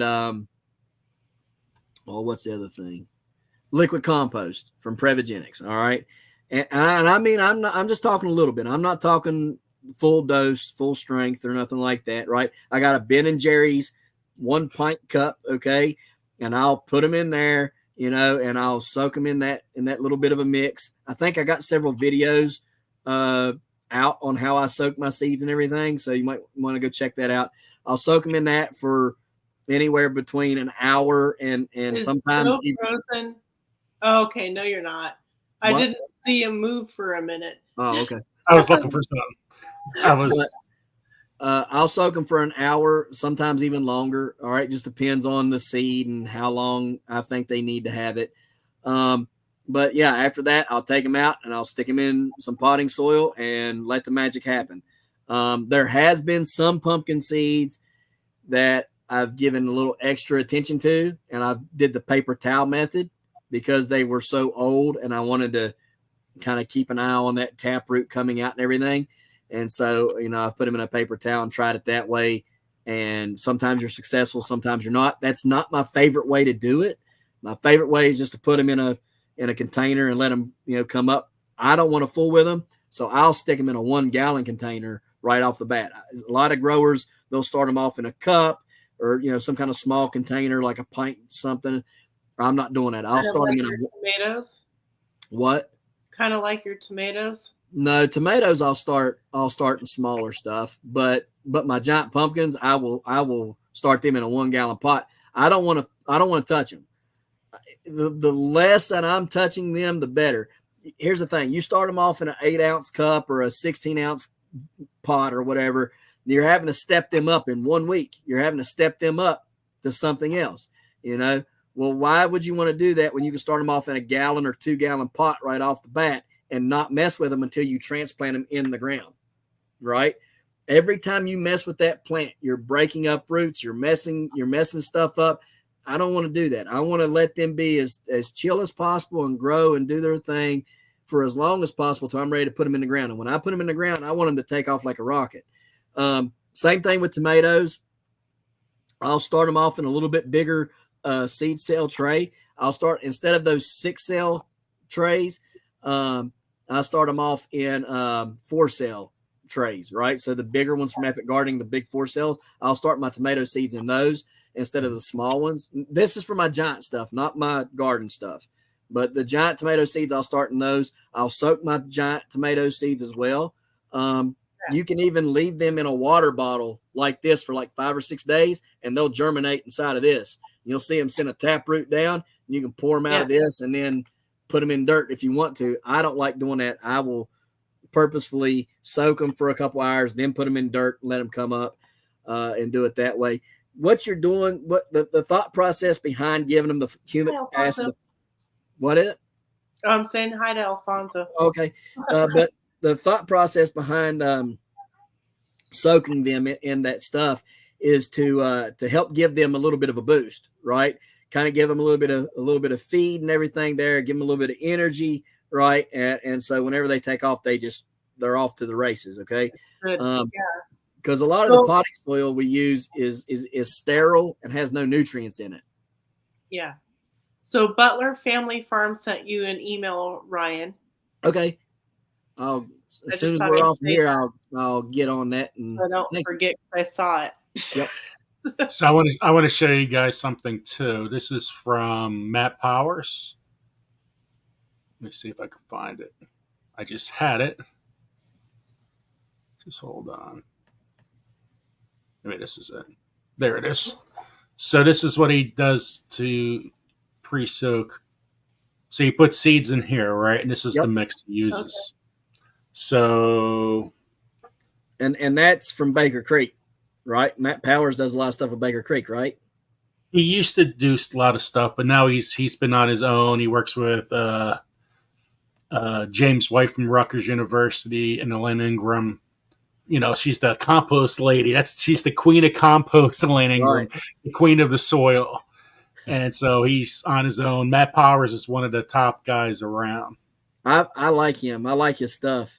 That was who I first started learning a lot about soil biology and everything from. Yeah, Matt is an amazing guy. He is tremendous. Yeah. He's just so passionate about everything about the soil. Because he has issues. He has Crohn's disease. His wife had cancer. His son has autoimmune issues. And so he needed to change the way. He was in a band, a Rachel Ray's band, making tons of money, enjoying New York life. And he had to change his ways. Right. Looking to try to change everything for his whole family. Right.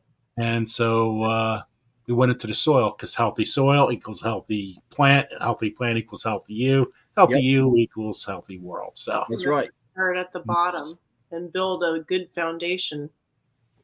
Oh, without a doubt. I can't believe it's already we only got about 20 minutes or so left. This is absolutely insane.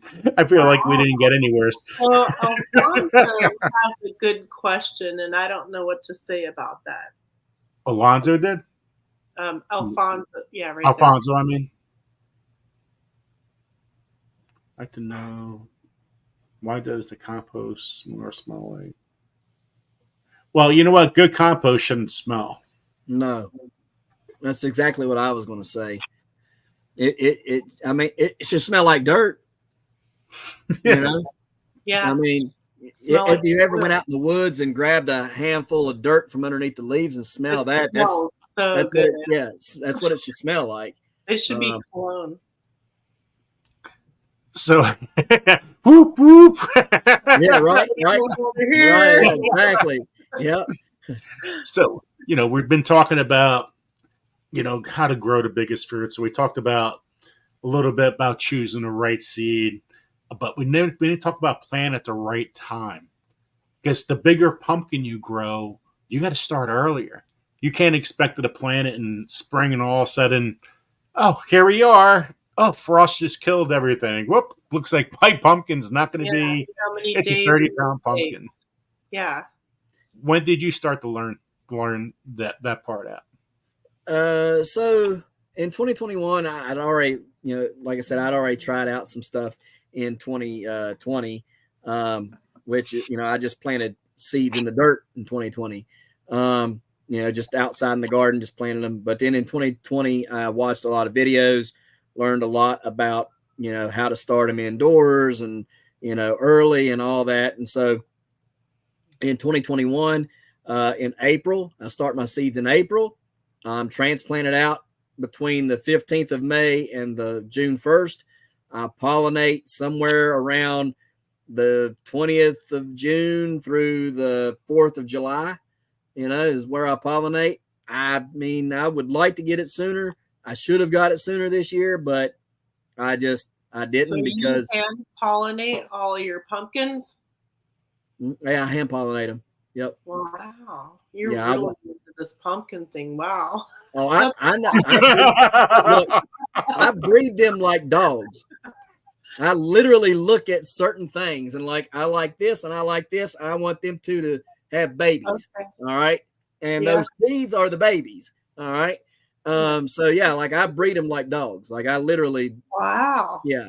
I can tell you the full genealogy of my pumpkins. I'm just I'll soak these seeds in water and I'll put good compost and I'll plant them. No, I just want something to grow. I can tell you my great grandparents of both parents of my pump, whenever they go to breed, I know everything about them. But yeah, so there's some guys who will build mini hoop houses out and they'll plant out in April. And they'll put heaters out there. They'll put soil cables down.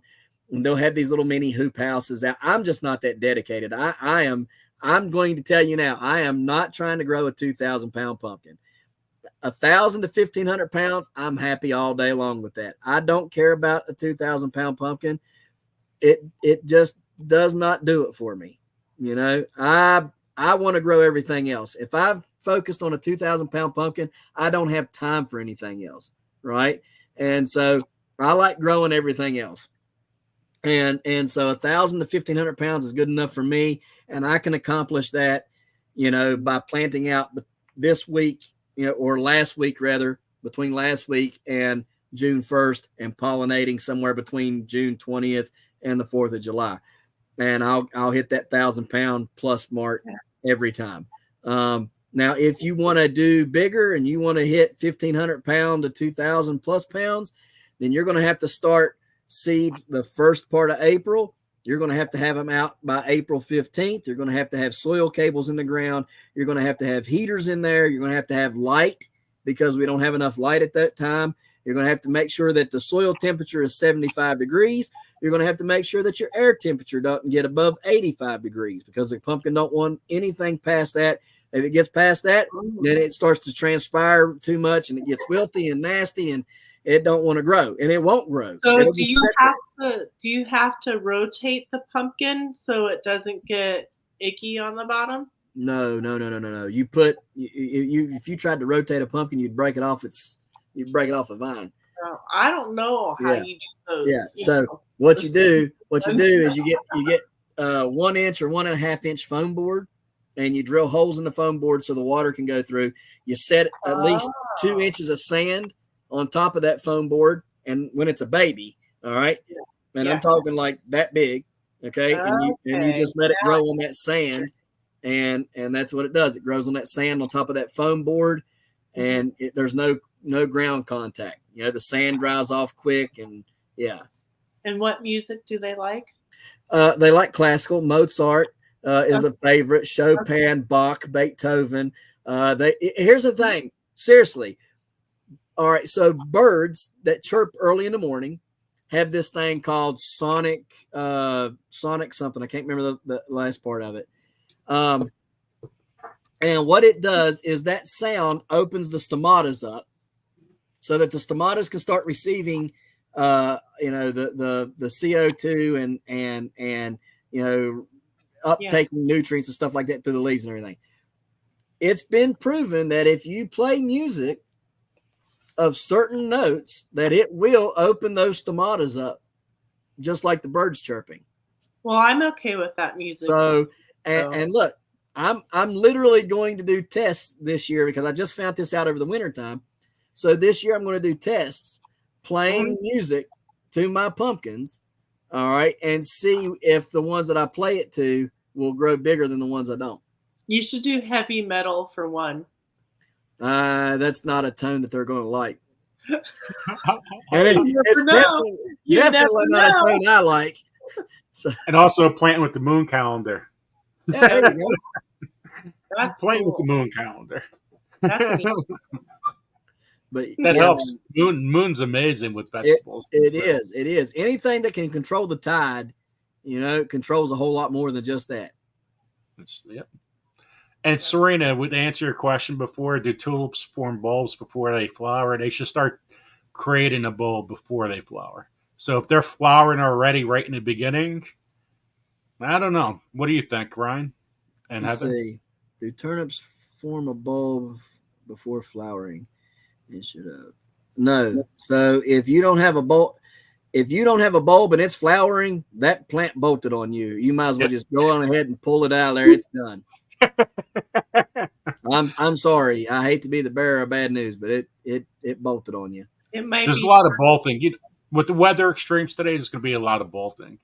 Guys, here's the best advice I can give you for this. If you have heat problems and you want to grow a root crop, find a cool shaded area in your yard and either plant in like smart pots or some sort of breathable pot. You want a fabric pot that can breathe. Okay. Raised beds are great until it's too hot for a root crop. And then they're just holding all that heat and they can't do anything with it. Okay. So that's why I say growing like a smart pot raised bed or a smart pot, because it's breathable. That fabric will breathe and stuff and it won't get as hot. So then it won't bolt. But then you can also transfer it to cooler places in the yard. So you could set it out and let it get that early morning cool sun, all right, that it needs to grow. And then when it gets hot, like, noonday, you can take and set it in the cool spot in your yard and keep it out of that hot heat and sun. And then in the evening, 5, 6 o'clock, bring it back out and get that cool evening sun. And that is how you grow successful root crops in the summertime. Yep. And shade cloth, or even using like sheets and stuff like that. Shade cloth helps a lot. Posts up. Yep. And attach a sheet to block the sun from hitting your stuff. Yep. That helps a whole lot too. And I would recommend, depending on where you're at, 25 to 30% shade cloth, but I wouldn't exceed 30 because you're going to need that sun for those crops. So I've got 40% out there on my greenhouse, just trying to keep it cooler so I can pump out some seeds, because I actually got some beets that are trying to go to seed, but it's still getting pretty hot in there. So even with 40%, and I don't know if I found the right balance yet or not, but we're playing with it some. So And that's something you guys should invest in, some kind of cloth, because we're getting a lot of hail these days. Yes. I mean, you're talking about extreme weather, you're also talking about hail. You're putting all this work in your garden or a little farm. Get some cloth. It's going to help you out when you really, really need it. A whole lot. And wind fence. Wind fence is another thing that you guys should invest in, because, like you said, these extreme weathers. We have 24 tornadoes that have hit West Virginia this year. Do you know we ain't had 24 in the past 50 years combined? Wow.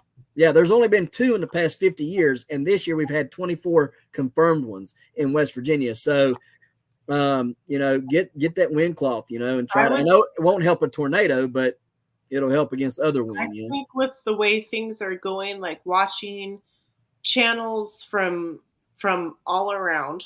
Yep. And maybe trying to, like get the shade cloths or sheets or whatever, and try to get some of these things, because the weather everywhere is going to be weird. Because like I said, like all the berries here in where I live are 2 to 3 weeks early. It's crazy, isn't it? So I don't know. So Serena usually comes on Grow Big TV and Garden State Gardener, and she comes with the joke of the day. And this is her joke of the day for Serena. She goes, "What fruit can store data? The blackberry." That was pretty good. That's funny. That's funny. So, we talked about this a little bit about the soil, the right seed, when to plant, but we haven't talked about water and nutrients. And also with extremes, if you have a lot of microbes in your garden, now we all have, there's always microbes in your garden, but when you have the compost and more life in the soil, you can combat anything. And you have tomato plants that usually are grown in other parts of the world. If you have a healthy soil, you could grow that tomato plant right in New Jersey or whatever climate you're at. Right. So Absolutely.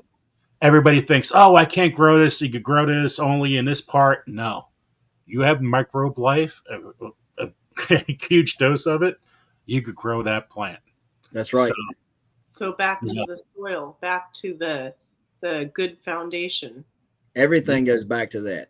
When you have good soil biology, and you have these lactobacilluses and these azos and these mycos, and they're forming these colonies around in that rhizome, right, or that rhizosphere, and protecting those roots, right, protecting them from the disease, protecting them from harmful things like nematodes and things like that, right? When you have that, the plant is not having to worry about what's attacking down below.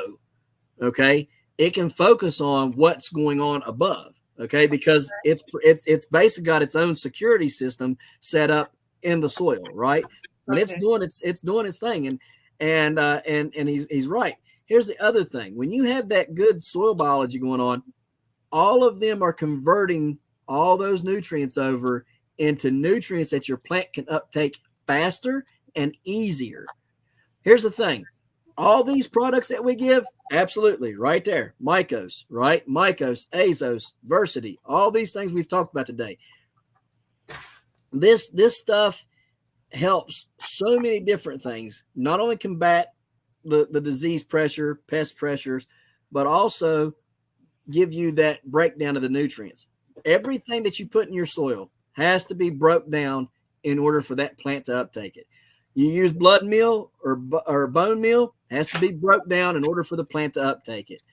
When you have those biologics in the soil, they're breaking it down faster, right? They're eating it, they're converting it into they eat it, they poop it out, and when they poop it out, your plant uptakes it. That's basic as basic as you can get. Right. And so that has to occur with everything that you put in there, unless it's foliar fed. If it's in the soil, that's how it has to be took up by the plant. Okay.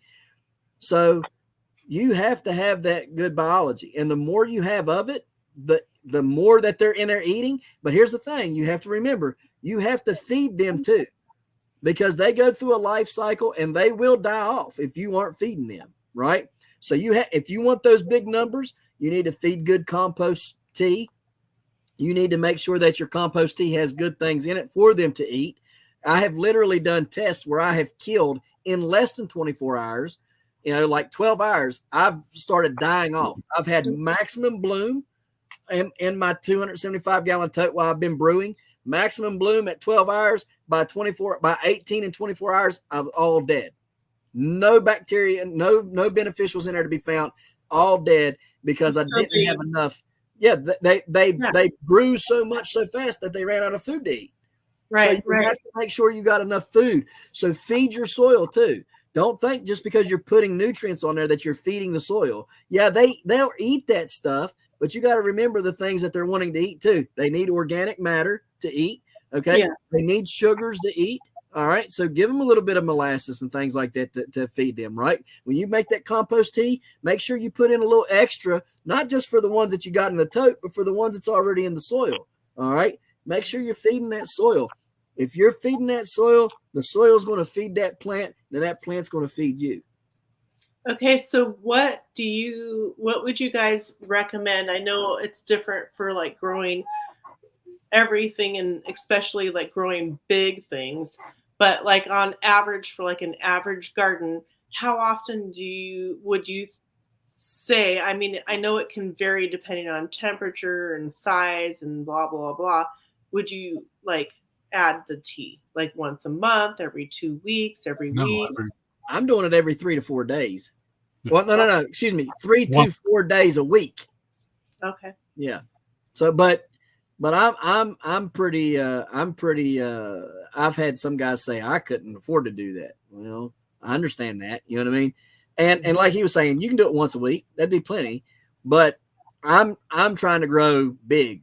You know, right. But like for a normal gardener trying to put up food, just do it once a week. Make it in a time schedule. Do it the same day each week. Yep. So you do it Saturday, do it every Saturday. Make it easier for yourself. Yeah, that's how. Yeah, because like for me, my biggest thing is if I can't make it, I don't want to buy it because I don't want to count on having to go get it. Right. If I can't count on that. Do you guys get what I'm saying, right? Like I want to be able to have my own resources that I can count on myself. If you want to look at an easy way, go to Boogie Brew. So that's John Kohler's best friend. Yep. And he has a boogie brew. Yep. And that's you get some compost tea there.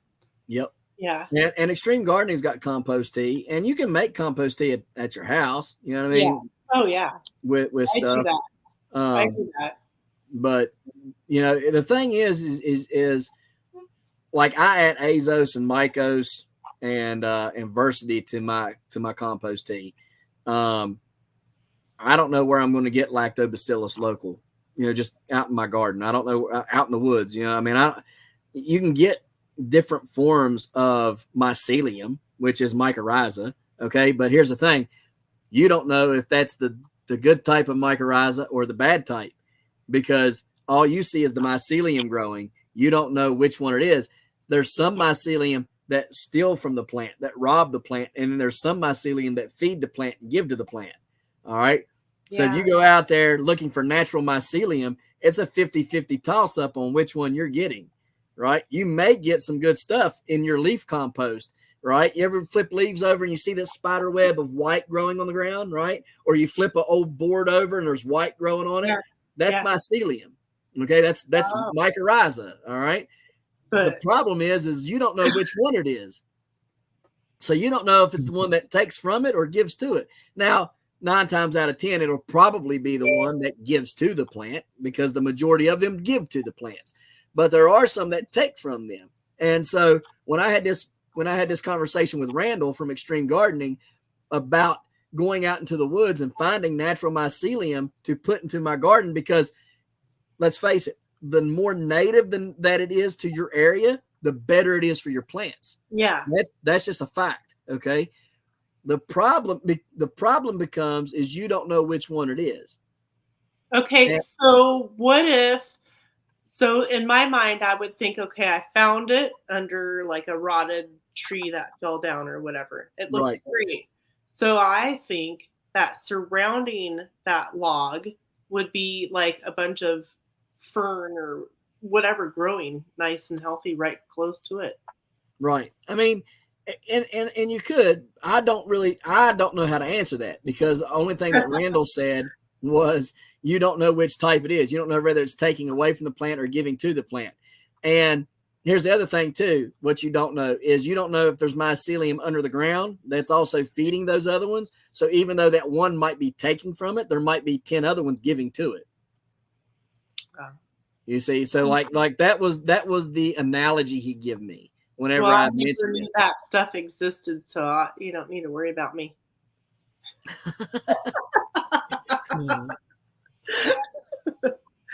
Oh, but that's interesting. It is. It's very interesting.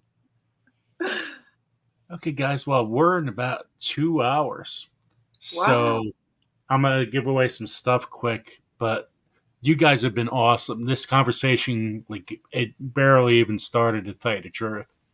I'm gonna get like a lot. We got to have you guys on in the near future, and Whenever have you Gail want. on at the same time. Yeah. Whenever Because you want, there's so just much let me know. more. There's so much more we could chat about. Yeah, yeah. Like absolutely. it's like you could do a marathon. I mean, Just I have wanted to talk about bee. fun. I wanted to talk about the bees too. You know, like with you're catching swarms, Heather. You know, Oh, I know. yeah. Do you still get little goosebumps on your arms when bees come around? You're like, oh, look here, little friend, let me pet you. You know? What do you? I seen people like pet bumblebees before. I do get excited whenever I see bees. I'm like, oh, look, you're so cute, but I don't want to hold it. I do. I always let them crawl on me. Like I'll let them crawl up on. My uncle has a picture. So just real quick, if anybody needs bees on the East Coast, go to Queen Wright Colonies. Queen Wright Colonies. That's my great uncle. He's been doing this since I've been alive or longer. Yeah, and my great grandfather ran it with him for a long time too. But he's got a picture on Queen Wright Colonies of 1,000 pounds of bees or something like that on him. He's standing on a scale, and he looks like and he has no suit on at all, right? And it's 1,000 pounds of bees on him. Go check that video, that picture out. It's pretty crazy. Maybe someday, but I'm not there yet. But I do really love watching them and get excited. And if they land on me, I don't freak out or anything. Right. But I'm not one of those ones that's like got the bee. No. So, Serena, I would say 2 to 4 weeks, and you want a high community, high humidity, and I guess around temperature 60 degrees for potatoes to cure faster. It's something like that. So I would say 2. Do you guys have anything? What was the question? With curing the blue potatoes. Curing. Let me see where it is. I don't rinse them. I just let them cure right from the ground. You know, you want to put them out of the sun, out of the rain, in an airy place, so no rain, no sunlight. Yeah. Exactly. Yeah, don't put too much thought into it. You know, it's just stick them on a table or something, or on a grate or something out of the sun. Yep. That's exactly. Just like you do your onions. Yeah. Yep. Just out of the sun and not cleaned off. Just because they're blue doesn't really matter too much. I don't think so. Yeah. Because I've done the red ones, and it could be the same. Yep. Okay, guys. Well, guys, thank you so much. I'm going to spin the wheel, so if you guys want to stay around a little bit, stay around. Okay. And I'm just going to go to the wheel, and this is a lot of fun. So thank you guys so much. Thank you for the invite. Yeah. So I'm going to take you guys off, go to the wheel, and hang around. Hold on. Remove. Let's go to the wheel quick. Then we got to spin it. Here's a Sunday Funday wheel. If you are a member, you automatically get put on the wheel. The higher the membership, the more times you guys get put on. You leave a comment in the registration post, then you'll be put on another time. So you could be put on 4 times during the chat. So here we during the spins. So let me shuffle a little bit. Let's give away 2 books right from the start. This one is The Complete Guide to Living by the Moon. So let's spin it. Oh, I forgot the polka, guys. Hold on. Oh my God, I didn't customize it. Hold on. We always got to go with the polka. I can't believe it. So you guys got to learn how I do this. So I look for polka. I go random polka. I go okay. Then I go back to customize. Then I put this around 17 seconds. After spin. I click on after spin. I like shouting the name out. I like to animate it. And then I go to appearance. I click the extra large. I put Sunday Funday in here. You can put pictures in here. You click save. You click on contours here. Okay. Okay, here we go. Living by the Moon book. And here's the polka.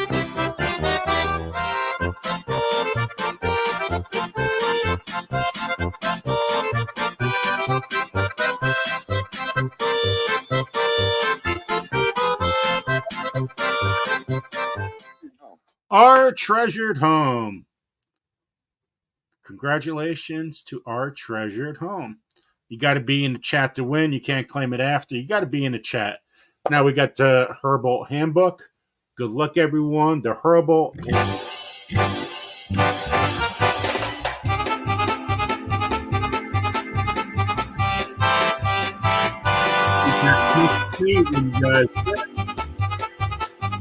now. I know that you're in the chat. With Jesse and Lisa. Lazy days ahead. So congratulations to Jesse and Lisa. I don't know if they're in the chat, but congratulations. You won the Herbal Handbook. The next winner, you get 4 of these things of yarn. And that's the color. You get 4 of them. It's blue and white. Good luck, everyone. Good luck.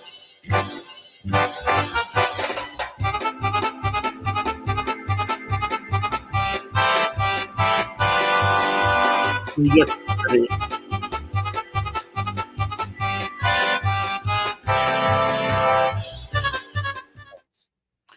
Lady Bird Loves. I don't think Lisa's listening, but I hope she is. That's my friend Lisa. Congratulations to Lisa. Lisa has helped me so much on his site. It's unbelievable. So congratulations to Lady Bird. My Lady Bird. Here's a pound of love. And you could always choose seeds, guys. So you could always choose seeds. Here's a blue pound of love. So there we go. Blue pound of love.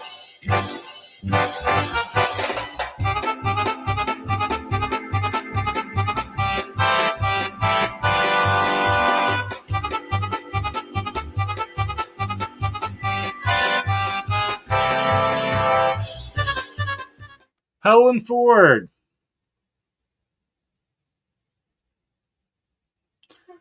So Helen Ford is let's see if Helen Ford is here.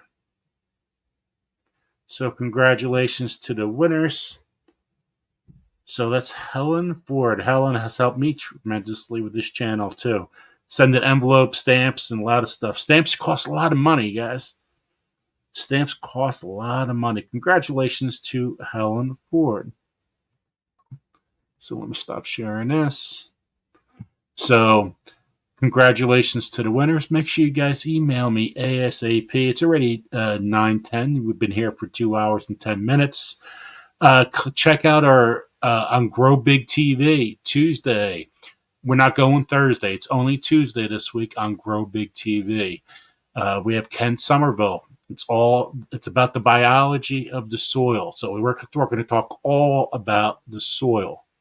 And so hope you guys could check that out. we have been having some awesome guests on Grow Big TV, and I hope you guys become a member to this channel or Grow Big TV. It really helps us out in more ways than you could imagine. So anyway, guys, everyone take care, and congratulations to the winners, and we'll see you soon. Thank you for everything, and thank you for your support. Take care.